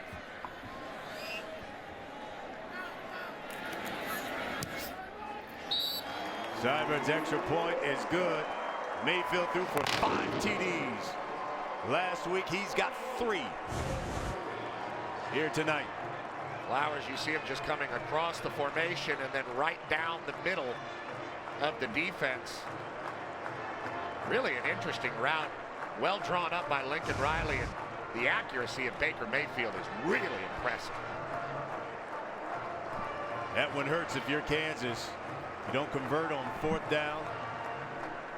You give it to the Sooners at midfield. And the Sooners, of course, are going to get the ball at the beginning of the 2nd half. Now they really put themselves behind the 8 ball in that situation, and it was just as Oklahoma was starting to find themselves offensively. It looked like they kind of sleptwalked on that side of the ball through the 1st quarter, and now they seem to be going on all cylinders, despite Joe Mixon being a little bit banged up in this game. You know who loves it? Toby Keith. Hey, how about Toby? Does he know the Dodgers are out? I lost my Dodger hat last night. I think Toby Keith picked it up. Where were you last night, partner? If anybody sees my sunglasses, I'm missing those as well. There's the kick.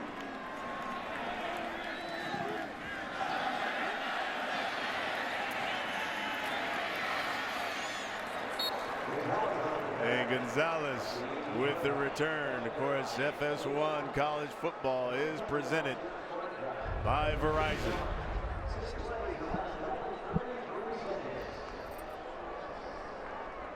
"16 seconds for Montel Cozart and the Jayhawk offense." I think you just got to take a knee and just cut your losses and try to regroup and lick your wounds in the locker room here in Norman.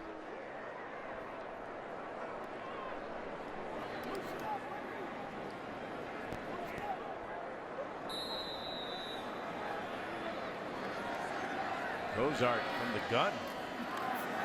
Hands it off to Taylor Martin. Martin trying to get to that right edge. What a collision with Stephen Parker, and Parker's helmet goes flying.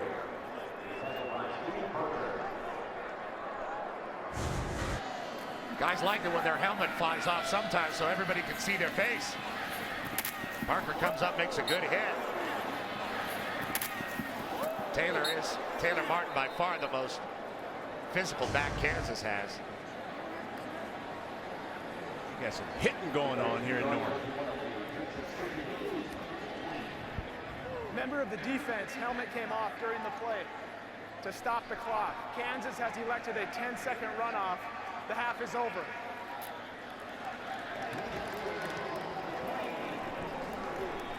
So it's the half.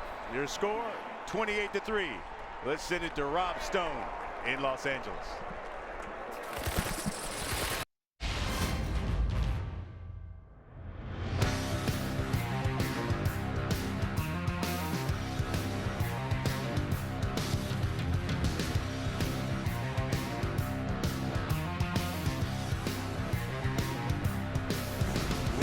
Norman, Oklahoma. It's homecoming, and the Sooners are rolling. They're up 28-3 as we begin the start of the 3rd quarter. Brian Custer alongside Petros Papadakis, and You know, partner, at the top of the show, we talked about how Oklahoma's so explosive with their offense, especially with D.D. Westbrook.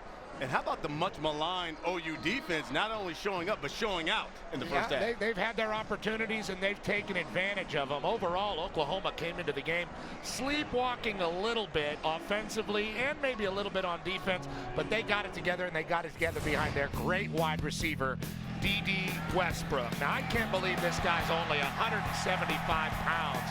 Maybe 176 with his braces, and he can do what he does out there amongst a lot of these giants. He runs by people. If there's one-on-one coverage, he is probably going to win. And Brian, we talked about the OU defense giving up a record amount of yards and points to Texas Tech last week. Even though they got the victory, Mike Stoops and those guys were not happy about the way they performed. They've been much more physical with their opportunity against Kansas to get right. It's a big interception there, and you see the statistics in the first half. Oklahoma's been dominant. Well, you can see, obviously, Oklahoma certainly got it going in that second quarter, and they get the football here to begin the second half. Baker Mayfield has thrown for 3 touchdowns so far in the first half. And, you know, I've been really impressed with him. We see a lot of these Big 12 quarterbacks throw the ball in all kinds of different angles and ways, and Mayfield has all those skills, and he's very rarely off balance. You know, he throws it off his back foot, he throws it with a jump throw, but at the same time it's always pretty on balance for him. There's the kick from Lyman, and Westbrook will take a knee. So we take a look at some of the offensive leaders here, led by the quarterback Baker Mayfield. There are the 3 touchdowns and 161 yards passing. I've been really impressed with him, and then you see what D.D. Westbrook has done on the other side. This guy's just a game breaker, and I really like his demeanor. He doesn't get too excited. He's very workmanlike. He just keeps coming at you, and he's been giving Kansas and David Beatty's team fits. Joe Mixon lined up behind Baker Mayfield. And he gets the call to the left side, and he's got running room. And had he not tripped and fall, he would have had a lot more as Fish Smithson gets the stop. Mixon went out a little earlier with a, we assume, knee injury. He's still limping a little bit. He did not have a knee brace on when the game started. After a reception for a first down after a turnover, he went off the field and worked on the bike and did some plyometrics, put on that sleeve on his right knee, and he doesn't look 100%, but he's still plenty explosive. Mayfield. And that's complete to Dahu Green. He dropped one earlier. Makes the catch. Mike Lee with the stop. Courtney Arnick there missed the tackle, and that's been a problem for Kansas as Oklahoma has started to take control of this game. Missed tackles on their initial opportunities. That did not happen in the first quarter. They were playing better defensively. High snap. Mixon the carry.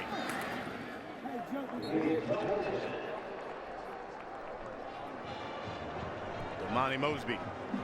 Dorrance Armstrong with the stop.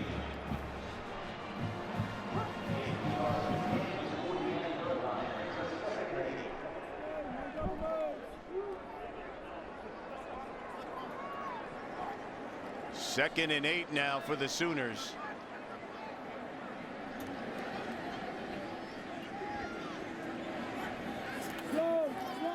Mayfield looking right under pressure, and he's sacked by Dorrance Armstrong.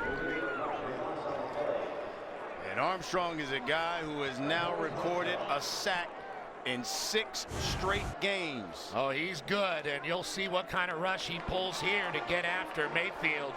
Coming hard against Bobby Evans, and he's just too physical. This guy's a winner out there on the edge, and if Kansas has trouble executing in games, it's not because of Dorrance Armstrong Jr. This guy carries his weight for this team. First time in 4 games that OU's offensive line has given up a sack. 3rd and 15.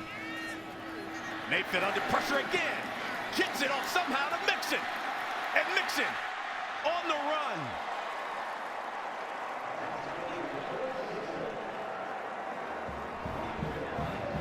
Mayfield shaken up on the play. Now watch Mixon first chip on the outside, nice and physical, and then bail out his quarterback who took a big hit, driven into the ground. Here's the hit on Baker Mayfield again. That's Daniel Wise, that big body, 285 pounds on the top of Baker.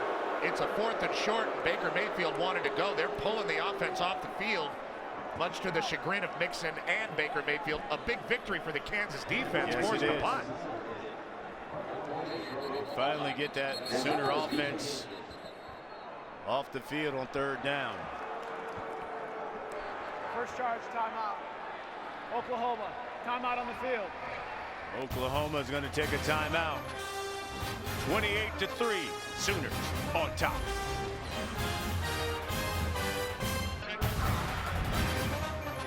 Welcome back to FS1 College Football. It's presented by Verizon.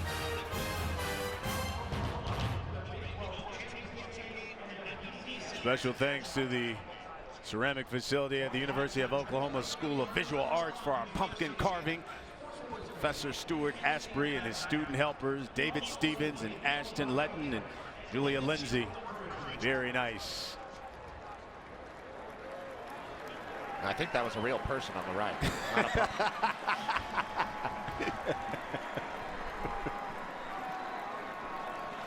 4th and 2, and how about this? They're going to go for it.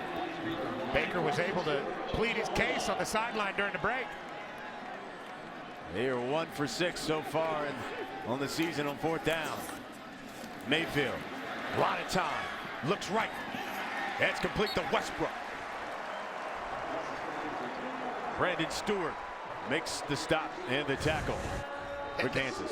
After making the play, Mayfield looks over at the sideline and gives him the 1st down signal, basically saying, see, I told you I could do it. Sometimes when you have a defensive coach like Bob Stoops, you got to plead your case. That went in and out of the hand of Nick Basquin. On that last play, Mayfield did a very good job of staying in the pocket despite taking a big hit and taking a sack earlier on the drive. He was able to stay in the pocket and just move a little bit to find D.D. Westbrook out on the edge. What an outlet he is.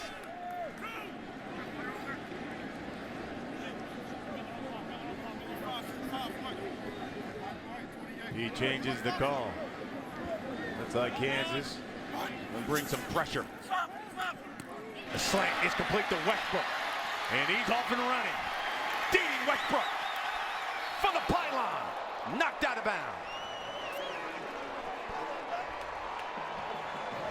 Well, if you're going to play off this far on D.D. Westbrook and you see Brandon Stewart is, and then he doesn't drive to make the play. In fact, he barely makes it to Westbrook. He never gets any hands on him. And you've got to do more if you're one-on-one against an electric player like this. I know you don't want to get beat down the field, but you have to be more physical with the guy. You can't let him have free access underneath like he just got. 35-yard pitch and catch. Westbrook now has 105 yards receiving on 5 catches. 1st and goal. From under center, Mayfield. That one to Mixon, and he just spins and falls into the end zone.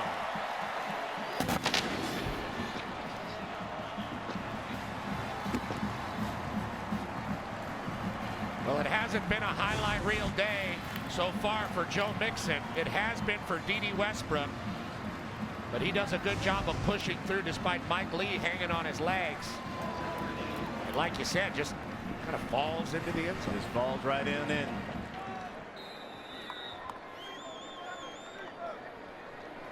Here comes Austin Seibert.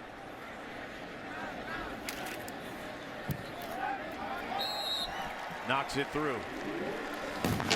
D.D. Westbrook has now had 5 straight 100-yard games receiving after this 35-yarder, and that set this up.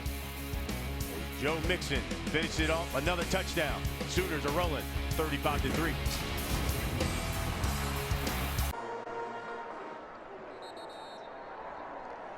Welcome back to Norman. Oklahoma up 35-3. Don't you dare turn that channel. Coming up next, Christian McCaffrey and Stanford taking on the Arizona Wildcats right here on FS1, or watch it live on Fox Sports Go. 9 plays, 75 yards is what Baker Mayfield, Joe Mixon, D.D. Westbrook just did as they score another one. And that one goes in the back of the end zone, so Kansas will start from their own 25, and they got to get things rolling. You know, in the first quarter, Montel Cozart, the Jayhawks racked up 97 total yards of offense. OU had just 55. Since that time, KU just 48 total yards of offense. Oklahoma 249. He really was sharp in the first quarter, finding guys and getting it going, but things kind of dissipated from there, and they've got to find some kind of rhythm, to find some kind of confidence to help their defense out just a little bit here in this hostile environment. Keon Kenner with the carry. Manuel Bill, Neville Gallimore there. See what Cozart's done. The interception was bad. Double coverage to the tight end.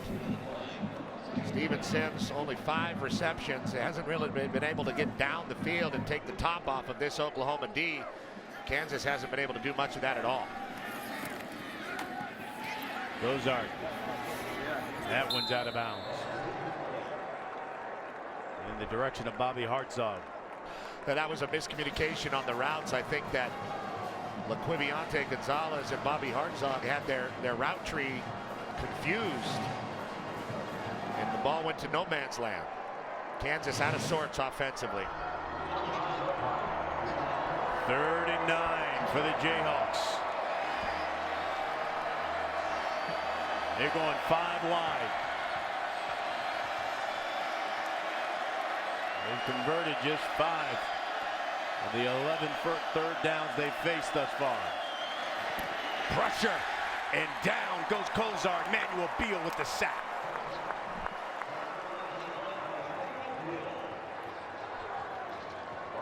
Manuel Beal, second leading tackler on the team with 46 coming into the game. Mike Stoops, never totally happy, but has got to be pretty happy with the way his defense has responded to this game since the first quarter. You know, when you're in a 5-wide situation, that ball's got to come out a lot quicker than it does with Kansas. Pride of Reynoldsburg, Ohio with the sack. Fair catch made by D.D. Westbrook. When we come back, the big 3. Baker Mayfield, D.D. Westbrook, Joe Mixon.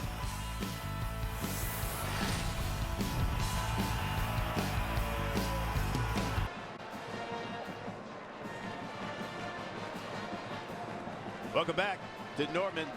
Oklahoma up 35-3. Time for a quick game break. There's only one. Mike Hill. Mike? What's up? Huge ACC battle. Florida State trying to stick with Clemson. Down 14-0. It's Mr. Dalvin. Ooh, yeah. Dalvin Cook finding the end zone for 4 yards out. Cuts the lead to 7 in the second. Had to give you a little Jodeci there, Petros. I know you love him. Back to you and B. Cuss. You know, the young kids are thinking like, what is it? Dalvin Jodeci, who is that? Mike Hill's got me fiending for the next game break. Yo, you guys are clowning now. You're right. 35-3 the score here in the third quarter. Sooners taking over from their own 32.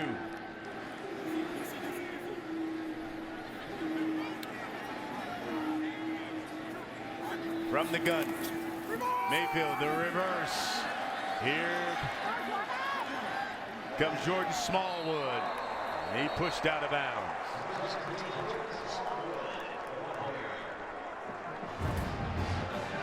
So far, the story of the game, it's the big play man, D.D. Westbrook. You look at what he has done this month. He is now at 5 straight games of 100 yards receiving, 11 touchdowns. You know, and he's a different type of player, but he reminds me a little bit of Tavon Austin at West Virginia in that he just keeps coming. He's bigger and a little bit more explosive down the field, but he just keeps coming after you like a track star. Here comes the running game.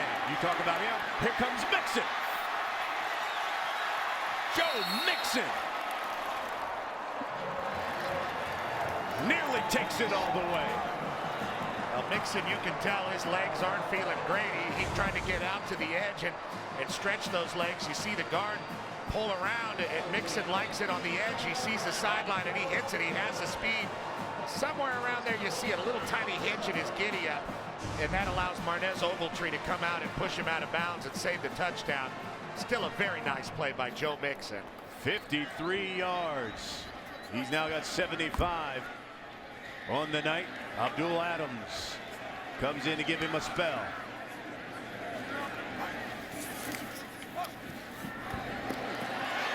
How about that pitch and catch to Geno Lewis? Touchdown, Oklahoma.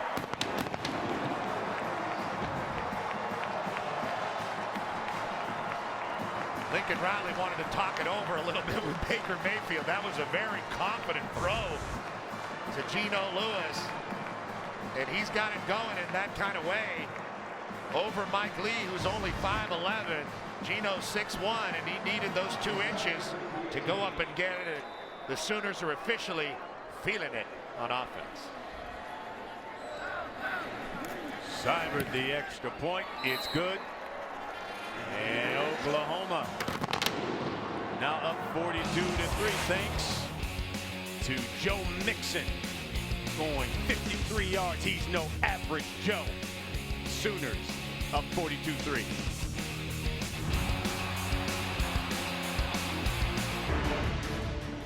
Well, right across from Memorial Stadium, the football offices of OU, and yeah, that's the big one. Bob Stoops and the boys, of course, won it all. Josh Heupel. Remember him? And look at those 2 backs. There's Samaje Perine, who's still out, looking like a grown man. Look at those arms. My goodness. And Mixon having a great time. 2 elite backs for the Sooners this year.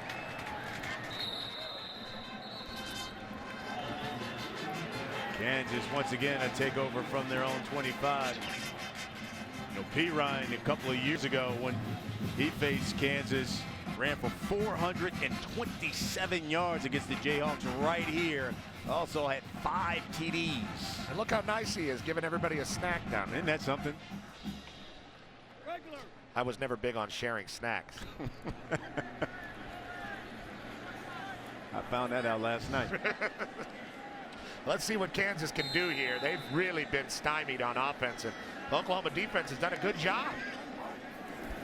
Got it. Kenner upended behind the line of scrimmage. Jordan Thomas came flying in there. Made a nice play on the legs. Juan Kenner. Ricky DeBerry cleaned it up. Redshirt freshman out of Mechanicsville, Virginia. He's a 5-star recruit there. 2nd and 12 now. Kozar pump fakes. Throws that one away.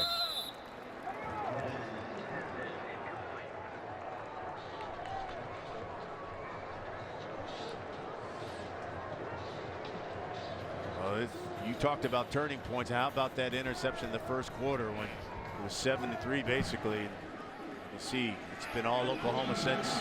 That's when they got their bearings.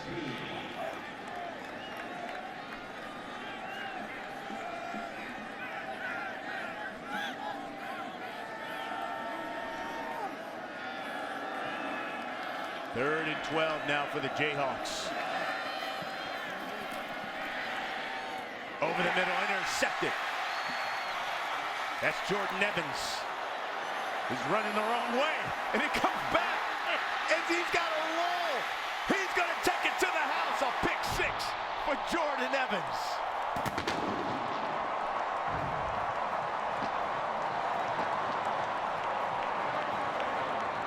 A senior from right here out of Norman, Oklahoma. One of the captains of this football team takes it 33 yards to the house. And that's an experienced player. 31 career starts coming into this one for Evans. And the longer you can stay on your feet, after you make an interception or pick up a fumble, the better chance you have, because you're not going up against guys that are used to tackling. And it looked like the Keystone Cops out there with the Jayhawks trying to get after him. That's hard, you know. If a guy stays up, you're not used to making tackles. You got to get him down as fast as you can.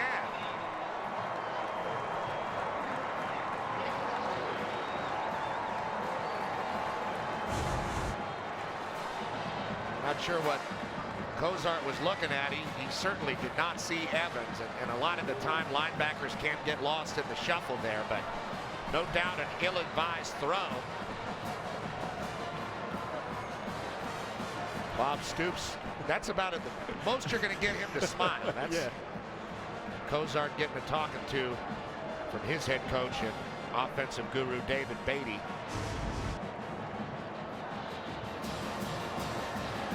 Second interception of the night for Cozart. And for Kansas,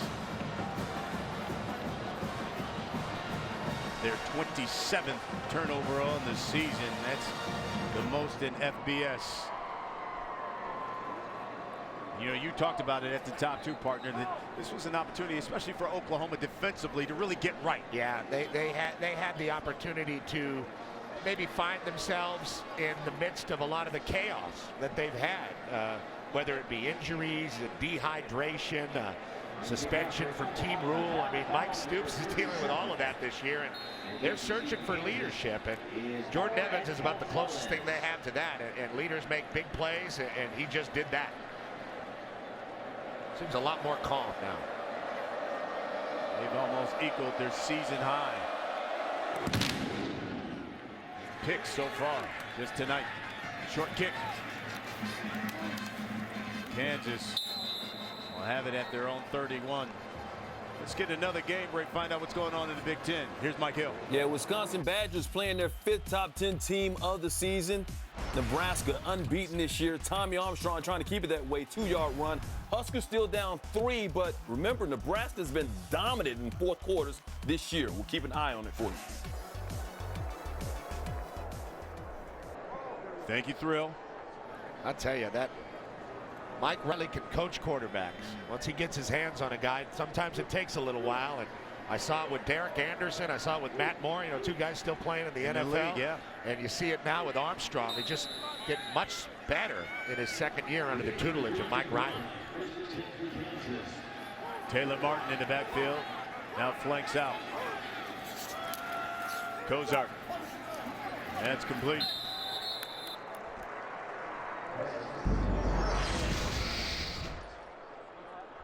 Jeremiah Booker.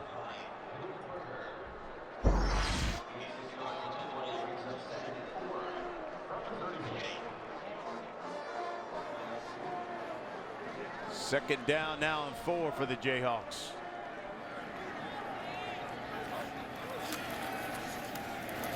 Martin following his block. Falls forward for a first down. I like this back. He's a young back. 5'10", 200 pounds. He plays a lot bigger than that. Did a good job of getting behind his blocks, and that's the most violent run Kansas has had so far tonight. You give it to Martin again. He falls forward. Emmanuel Beal brought him down for a couple. Martin's out of Fort Worth, Dunbar High School there. You know, one of the things that, especially Rob Likens, the offensive coordinator from Kansas, told us, he said, listen, this kid is fast, violent runner, but he talked about, said, needs to be more disciplined. Yeah, and then that's the thing with young backs. You know, they want to take it to the sideline more than they should. They have trouble when it comes to pass protection, but I think Taylor Martin's going to do some damage here at Kansas as his career continues. Cozart.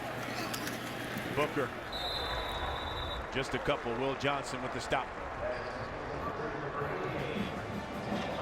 And even though this game is pretty out of reach for the Jayhawks, they still have a very good opportunity to put some positive things on tape and to settle this offense down after that disastrous turnover. David Beatty knows every opportunity for little tiny victories is a big deal for the Kansas program. And one of them could come here on 3rd down to keep this drive moving. Steps up in the pocket and he's knocked down. Sacked. Austin Roberts.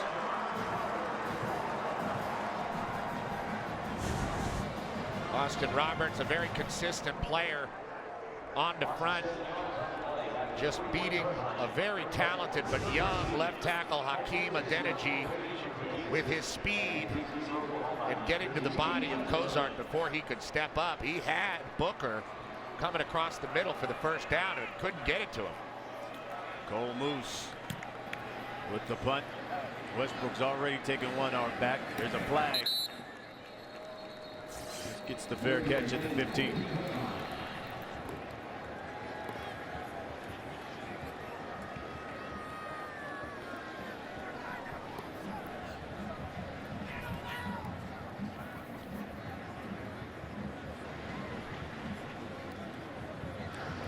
Offside.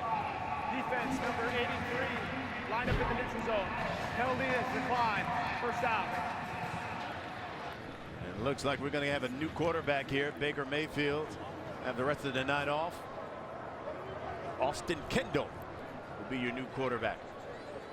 He's a guy they like. Just a very young player, about the same dimensions as Baker Mayfield, 6'1", 210, and they say he's got a great arm, a lot of arm talent, an excitable player, but not excitable in the same way as Baker Mayfield. Had some action in the second half against ULM and was 12 for 15 there with a couple of touchdowns. So let's see what he can do. From the gun, a handoff to Abdul Adams over that right side. Marquise Roberts with the stop. Baker Mayfield's night. You can take a look at what he's done here over the last 3 games. 15 touchdown passes, most ever for OU. You talk about some guys who won Heisman trophies here. Sam Bradford, Jason White. And that one's complete to Andrews. First pass of the night for Kendall. And I like a mix like this. You know, when you're in control of a game, I like that you bring in the young quarterback, but you leave some starters in, like Mark Andrews, to help him out. The freshman along with him in the same class. Abdul Adams is out there with Austin Kendall. This is how you develop your program for the future. These are very valuable reps for these guys.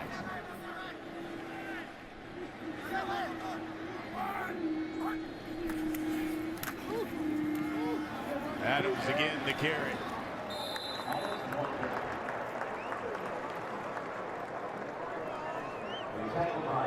Mike Lee.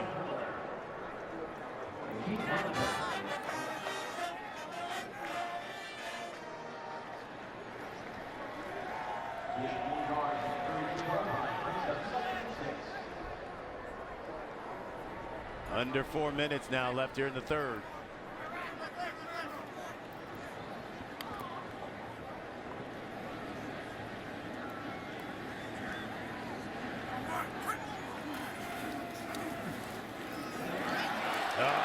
Big hole. Abdul Adams. He's got 1 man to beat.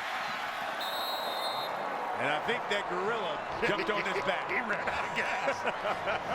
Didn't look like Marnez Ogletree had a chance, but he didn't give up on it. And Abdul Adams realized that it's a long way to the house. Beautiful run right up the hash. And it looked like he had an angle to take it, and then that angle disappeared as his legs got a little heavier. Good job not giving up on the play by Ogletree and making the play, but that's a good young back, and Abdul Adams, nice run. 57 yards. Adams now has 72 on the night. They'll give it to him again. He falls forward for a couple. I tell you, he does not want to go to the sideline to talk to P. Ryan and Mixon. Looks like he got a little shaken up there. There's Mixon coming over to talk to him. That's going to be a fun running back room on Sunday.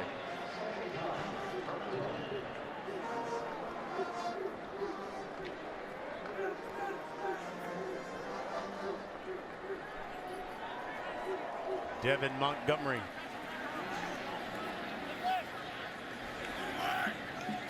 In now for Oklahoma. Montgomery to carry. Devin Montgomery, touchdown.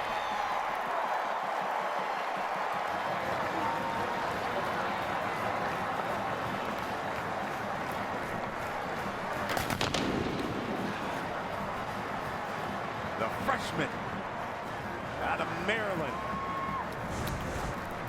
Next guy up, and he can make people miss and break tackles too.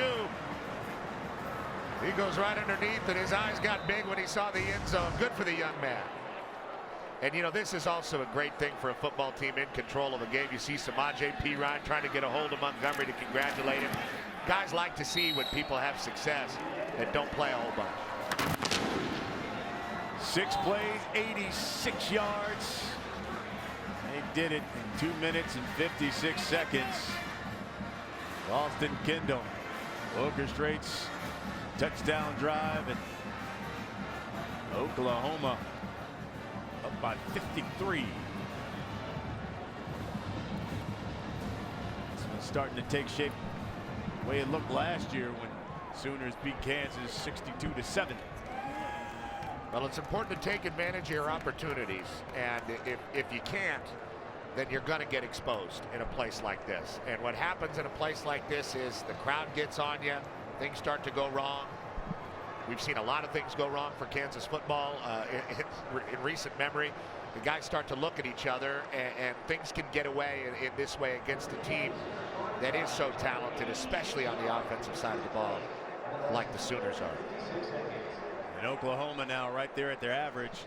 When you look at it, and especially now that they've started conference play, they've been averaging over 50 points per game. They're at 56. And you know, the horse didn't even come out. The Sooner Schooner, they're tired. The horses are tired, and they left them in there. I don't know if they're done for the game, but the horse got tired. I've never, look, my alma mater is USC, and they have a horse as well, Traveler. I've never seen USC score so much to where the horse is tired, but it happened here in Norman tonight on homecoming. And the horses deserve a break too, you know? You just see the horse shake his head. They said, "You sure you don't want to run that?" He said, "Man, no. I ran out there enough." Seibert with the kick. And Laquiviante Gonzalez takes a knee. Time now for a game break. Mike Hill, what do you got? How about these horses right here? The Broncos, Boise State, trying to avoid being the third unbeaten falling today. Only up 1 here against Wyoming. On the double reverse is Thomas Furbick throwing it to the quarterback, Brett Rippon. 33-yard for the score there. Broncos, you know, they love running those trick plays. 8-point lead right now in the fourth.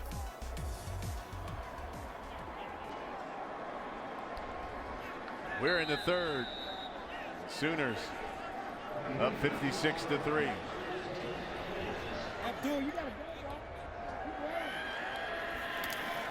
Cozart the handoff to Martin, and he ran right into a Sooner wall.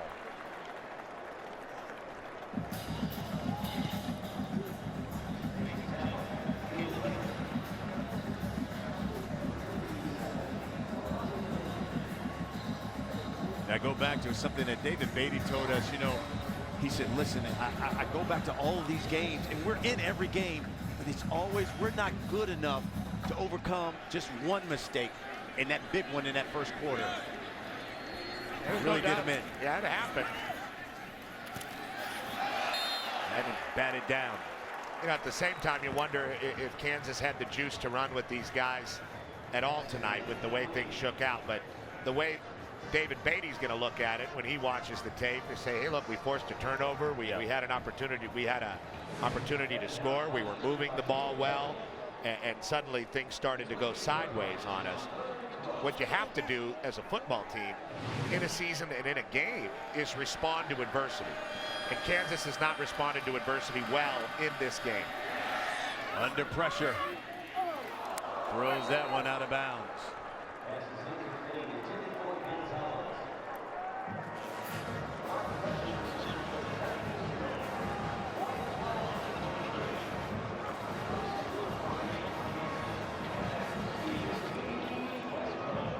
Moose come on for another punt.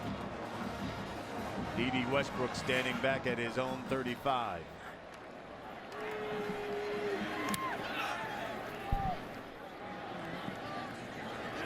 He's going to let this one roll. They'll down it at the 14. Well, we've talked about the losing streak here for Kansas. Look, they've lost 20 straight FBS games. 24 straight to ranked opponents. How about that 41 straight away from Lawrence? This kind of stuff does not happen by coincidence. You know, you make a couple hires that were ill-advised, and one of them really hurts the program, and then it's on a guy, a well-intentioned man like David Beatty, to turn the thing around, and they're working on it. Tonight has been a setback. Montgomery, he gets the carry.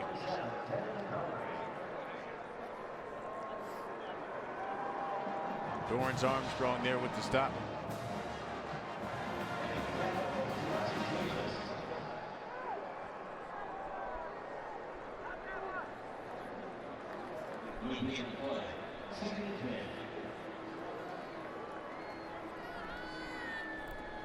David Beatty still coaching,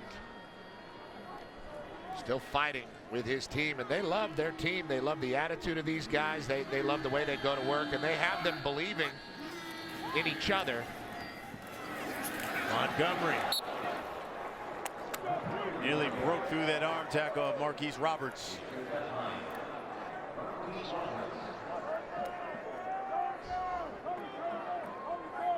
Isn't it amazing how a team like Oklahoma can go 4 deep with their running backs, and they all look pretty good? Absolutely. They all look like they could start for somebody. It's like running back you here.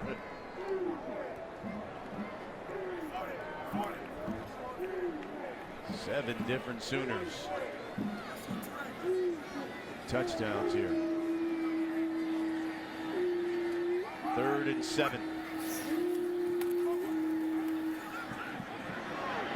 Kendall threw that one up to Dahu Green.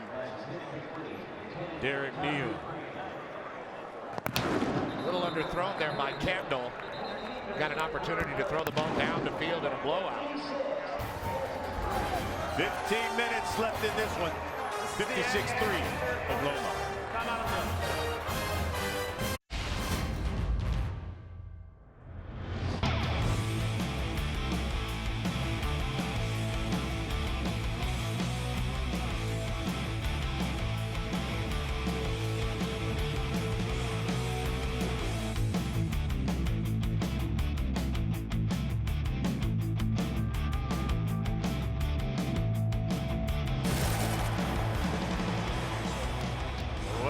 Start the 4th quarter here in Norman, and D.D. Westbrook, Joe Mick, they got a lot to dance and party about. They've had a night. They are rolling here over the Jayhawks, 56-3.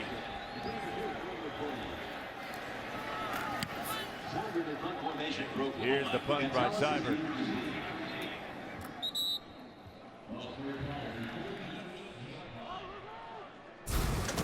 Kansas had themselves some players. How about this Hall of Fame? Well, we see some great running backs tonight, especially for OU, but Gale Sayers, the Kansas Comet, what can you say? You know, I've never seen a back that could make people miss from behind like Sayers, and then this guy's the biggest dude out there on the field. Look at John Riggins and the great career he put together in Lawrence. Both guys great NFL players as well. But they could use those guys for the Jayhawks right now. Yes, they can, as we begin the 4th quarter. And you look at what they've been, how Kansas has been outscored in the last 6 quarters. And, you know, Kansas has failed to score a 4th quarter point since basically the season opener against Rhode Island.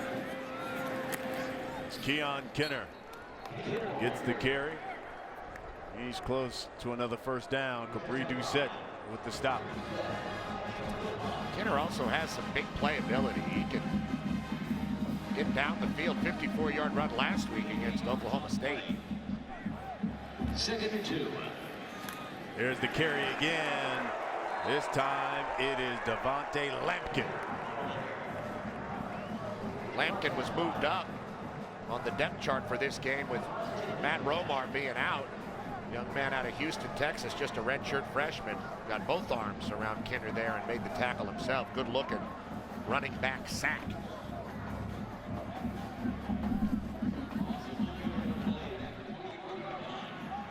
Third down and 4 now.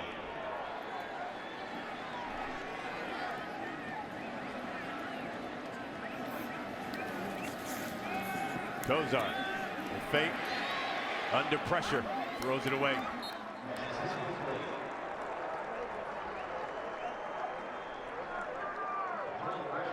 Montel had plenty of time to get that ball out. Even with the token play action fake. Pressure came from the edge. And I don't think he had anywhere to throw it.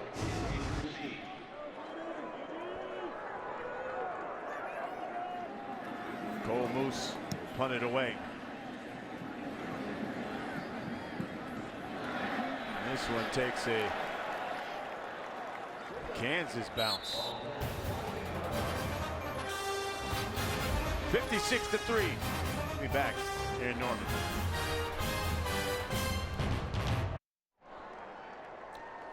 (56-3). That's the score here in the fourth quarter. Let's find out what's going on with Florida State and Clemson. Here's Mike Hill. Yeah, big ACC matchup tonight. Pick it up here. DeAndre Francois, the redshirt freshman for the Noles, finding Nyquan Murray for his first CD reception of his career. 5 yards, gets some 6 right there, making it a 3-point game. 17-14 Clemson at the break. Because Petro, back to you. Thanks, Mike. Hey, there were some upsets here. Yeah, Michigan State just having a disastrous year. But Baylor got Charlie Strong. Yes, they did. Kendo keeping it over the right side. First down to a lot more as Mike Lee tackles him out of bounds. Nebraska, Wisconsin in a war there. West Virginia taking that balanced attack to Stillwater right down the road from here and taking a loss from Mason Rudolph and the Cowboys. 100th win for Mike Gundy, who got the Gatorade bath after the game. It was appropriately orange.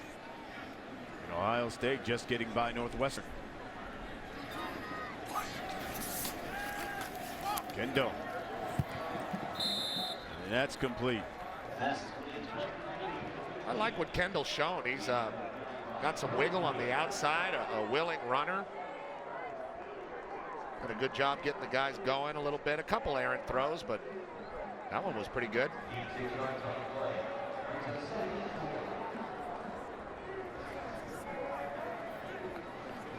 Second down and 3.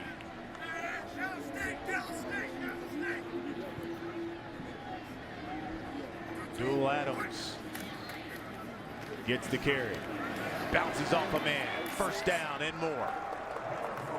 Marquise Roberts brings him down. Adams back in the game, the freshman. Like we said, a big recruit for this team and very capable with the ball in his hands, but hey, he has to wait his turn behind guys like Joe Mixon, who pulled it together in this game to put together a pretty good one, and Samaje Perine, who's out.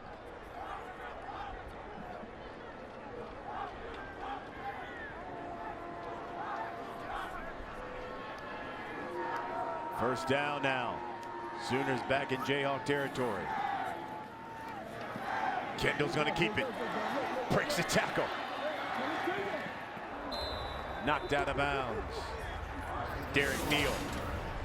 Well, these young guys for Oklahoma are having fun out there, and it's this action, that power action, that really is the catalyst for much of what Lincoln Riley does with this offense. It's fun to watch how they've really developed the play action, and then through that, the power game, and then through that, kind of a zone read scheme where the quarterback can pull the ball and take it outside. We saw Baker Mayfield do it a couple times as well. Now his understudy, Austin Kendall, out there expressing himself. That's Adams with the carry. Met right at the line of scrimmage.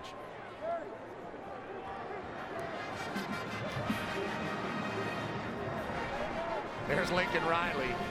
Man, he is a good coordinator, and he's got a great demeanor. You know, all these guys come from a different coaching tree, but it all sort of started when Bob Stoops came in 1999 to Oklahoma and hired an offensive coordinator away from Hal Mumme by the name of Mike Leach. And ever since then, slowly but surely, the Big 12 has become the air raid conference. Adams up the middle. You know, Lincoln Riley told us that when I came here, I knew, you know, this offense was loaded. He said, but the one thing that I wanted to do is I wanted to upgrade the passing game. He said here at Oklahoma, he said, because I had such great backs, I knew I could utilize the play fake and upgrade the passing game. Yeah, and he's really grown, and that's the fun thing to watch. You know, how all these different teams in the Big 12 running a similar scheme on offense use their players and kind of mold their players into what they want to do. You know, the Texas Tech air raid is always a little bit different. They have things on the backside and screens on the backside of it. There's always some misdirection. Oklahoma State does it differently. It's interesting to watch it develop, but it's all because Bob Stoops in 1999 hired Mike Leach. Now, obviously, Cal does a great job running the air raid with Dykes, who went over there, and his history was at Texas Tech and Louisiana Tech in between. So there's a lot of people that have moved this thing beyond the Big 12. But when you look at Bob Stoops and what he's done, he's created this monster. And he's a defensive coach, and his brother's a defensive coach. Yeah. Yet they're responsible for these offenses in this conference and the space that's created and some of these video game-like scores.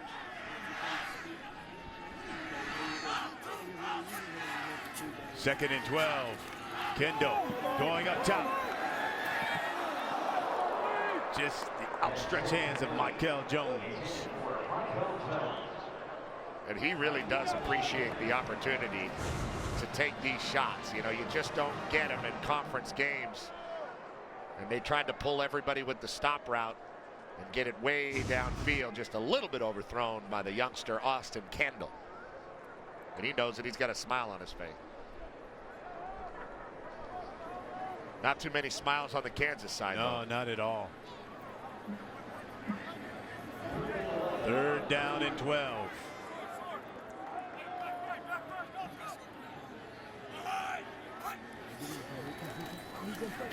Kendall over the middle. And that's complete. Basquin. Basquin, the local guy, Norman North High School.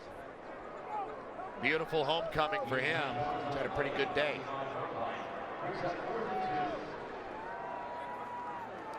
Fourth down and 2.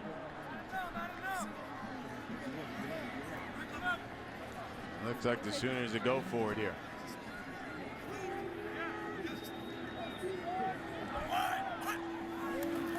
Little jet sweep. Smallwood gets around that right edge. Picks up another first down. Start to see the skill players that Oklahoma possesses beyond D.D. Westbrook. That's going to go down as a pass. I think it was a forward pass. Jordan Smallwood, big-bodied guy, 6'2", 220. And I've been impressed watching him move that big body, especially on the edge a couple times so far in the second half.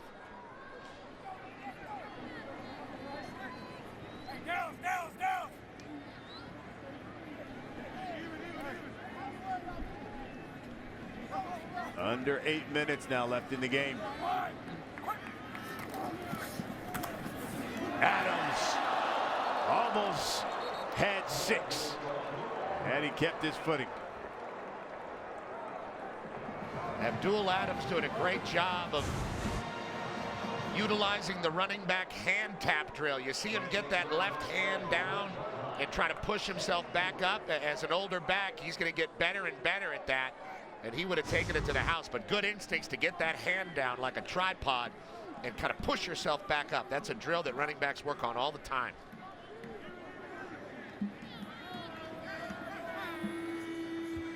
Sixth time OU's been in the red zone. 5 times they've come away with touchdowns. This is Adams. He's just thrown down by Marquise Roberts.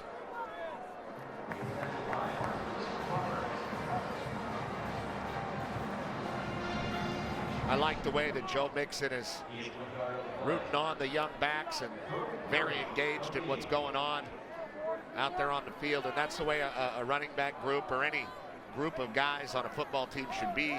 There's P. Ryan. waiting for his opportunity to come back down the home stretch in the Big 12.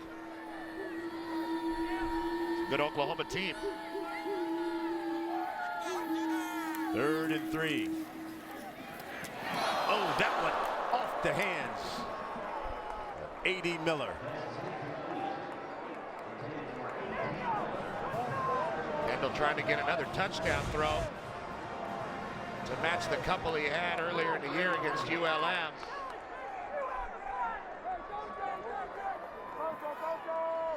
Disappointed. Yeah, he knew it.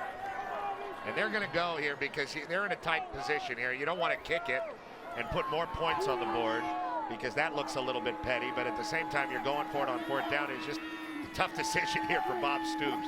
Connor Knight checks in behind with Kendall. The lead block. Kansas holds. Count that one as a win for their defensive coordinator, Clint Bowen.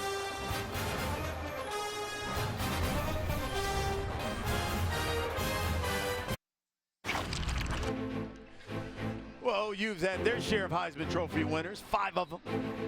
Billy Sims, Jason White, Steve Owens, the late Billy Vessels. I mean, it feels like this place and around this stadium and the campus, and it's a great school in its own right, but much of it is just a church to Oklahoma football, and none better than those Heisman statues outside. Those guys all look great. That Heisman Plaza right outside the stadium. Those 5 statues of their Heisman win. Let's take a look at the Petros Nissan Heisman watch. Yeah, these are my guys. Lamar Jackson, who pulled it out today against Virginia, which was very good. Jake Browning, more pedestrian today against Utah, but still leading one of the best teams in the country, especially on the West Coast. Peppers had a touchdown today. He did. For Michigan, and it hurts for me to put him in there because he's just a freshman, but you got to give a lot of love to what they're doing at Alabama with their offense and defense. Just they seem like they're playing at a different level right now than everybody else. They got a nice bye this weekend. Empty set here. Cosart. Quick strike there to Jeremiah Booker. And I believe Cosart's still in this game to continue to get some confidence. You know, he's got to find a little bit of a positive vibe going out in this game because things really did go badly for him in the 3rd quarter. You know, he started the season as the QB for Kansas, first 4 games, and then injured his shoulder and got replaced by Ryan Willis. Now he's back as the starter again. Another one to Booker.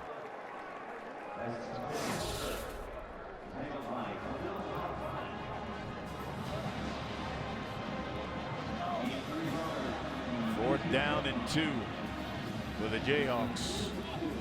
They'll bring on the punting unit.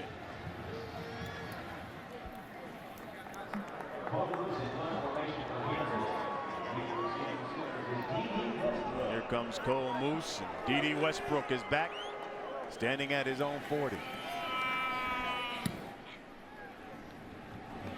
Calls signals for fair catch. Austin Kendall in the offense. We'll be back.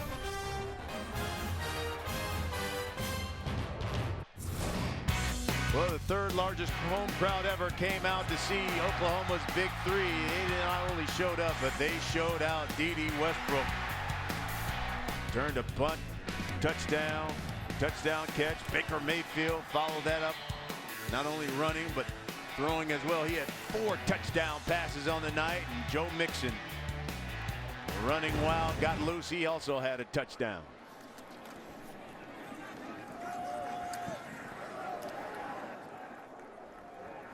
And it's just so valuable to have 3 different guys that you can depend on to make plays, and 4 when Samaje Perine is healthy, and they use him in the backfield at the same time with Mixon. But it just is such a blessing for an offense to be able to create balance.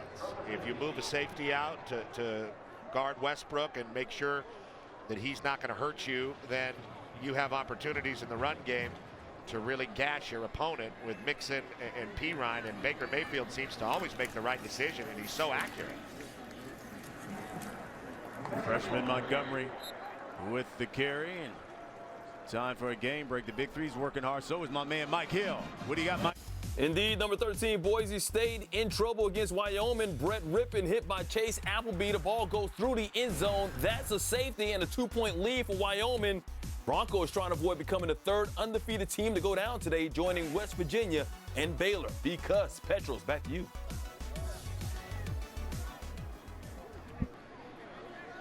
Thanks, Money Mike. Third and 3. 7 undefeated teams on the road today, and a couple of them have got. Yes, they have. Montgomery met right at the line of scrimmage. Knocked back. Jackie Desir. Under 3 minutes left in this one. We haven't seen Seibert punt in a while, but and he received is Gonzalez. Quiliante Gonzalez is standing back at his own 10.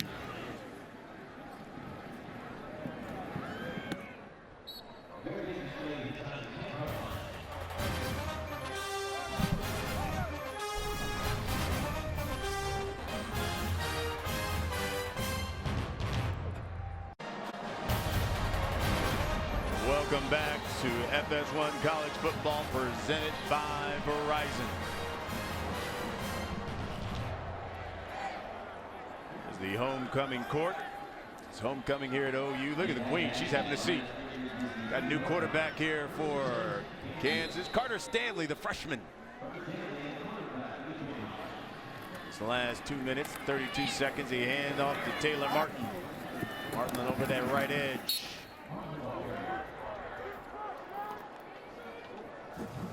Got an injured Sooner. See Carter Stanley there looking on, number 9. He is the freshman quarterback, 6'2", almost 200 pounds, out of Vero Beach, Florida, formerly known as Dodgertown. He's seen action in every game this year. And is he the quarterback of the future for David Beatty's program? It remains to be seen. They're working on Curtis Bolton. Bolton, 6', 223, redshirt sophomore.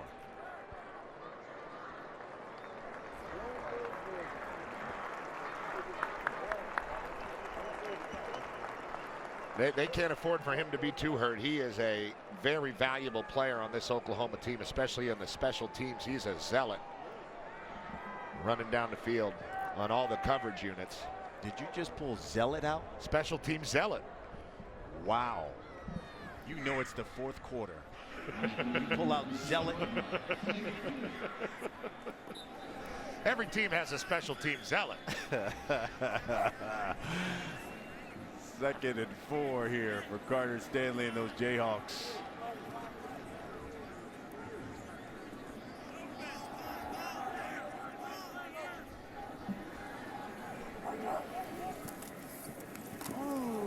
Oh boy. There's a flag down off that hit. Capri Doucette came flying into that backfield and hit Carter Stanley. Personal foul, roughing the passer with targeting. Defense number 1, 15-yard penalty. Play is under review. And they're going to review that and take a look. And if Capri Doucette is thrown out of this game, remember he's out for the first half of the next game. And he took a pretty big shot at Stanley and didn't look as violent on the replay as it did live. But that was helmet-to-helmet contact, no doubt about that. There's the release.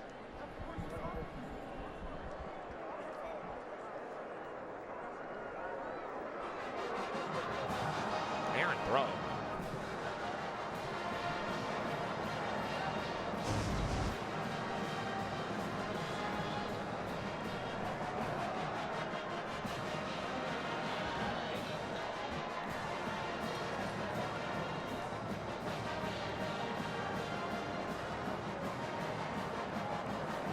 Carter Stanley's okay.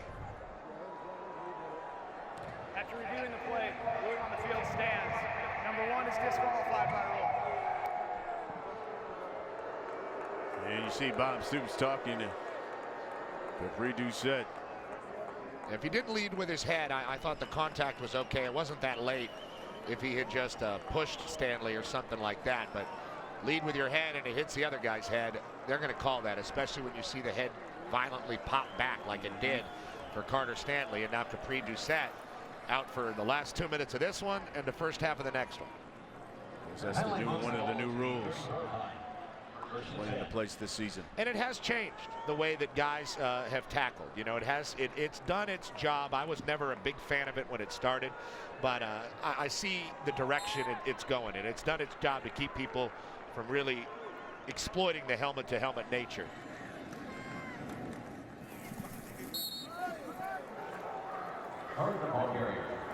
Martin, the ball carrier, picks up a couple. Let's get our final game break. Big 12 action. What we got, Mike Hill? Undefeated's going down. We had 9 to start the day. 4 have fallen, including Nebraska.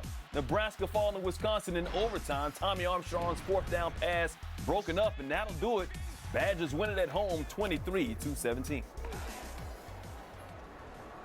Wow. Tough one for Mike Riley. Yep. Badgers have had it going, though. They bit of a surprise in the Big Ten. So was Nebraska, and is. Stanley keeps it. Ooh. Bad decision. Well, they were trying to run some kind of speed option out there on the edge, but the pitch relationship between Stanley and his back were very far apart. He had nowhere to go with a football, even if he wanted to pitch it. Yeah, Devontae Lampkin just gobbled him up. Come under a minute.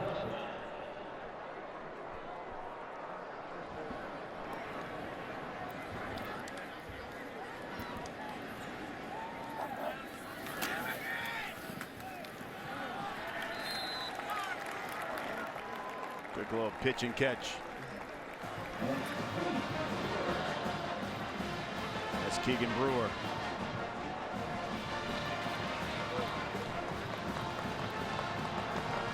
And that's going to do it. Oklahoma remains unbeaten in the Big 12, 5-0 for the first time since 2004. Bob Stoops now 12-0 against Kansas as head coach of OU. And the Sooners continue to roll. 56-3 is your final. Brian Custer, Petros Papadakis, and the rest of us here at Fox Sports 1. Right now, I'll send you to Rob Stone in Los Angeles for more college football coverage.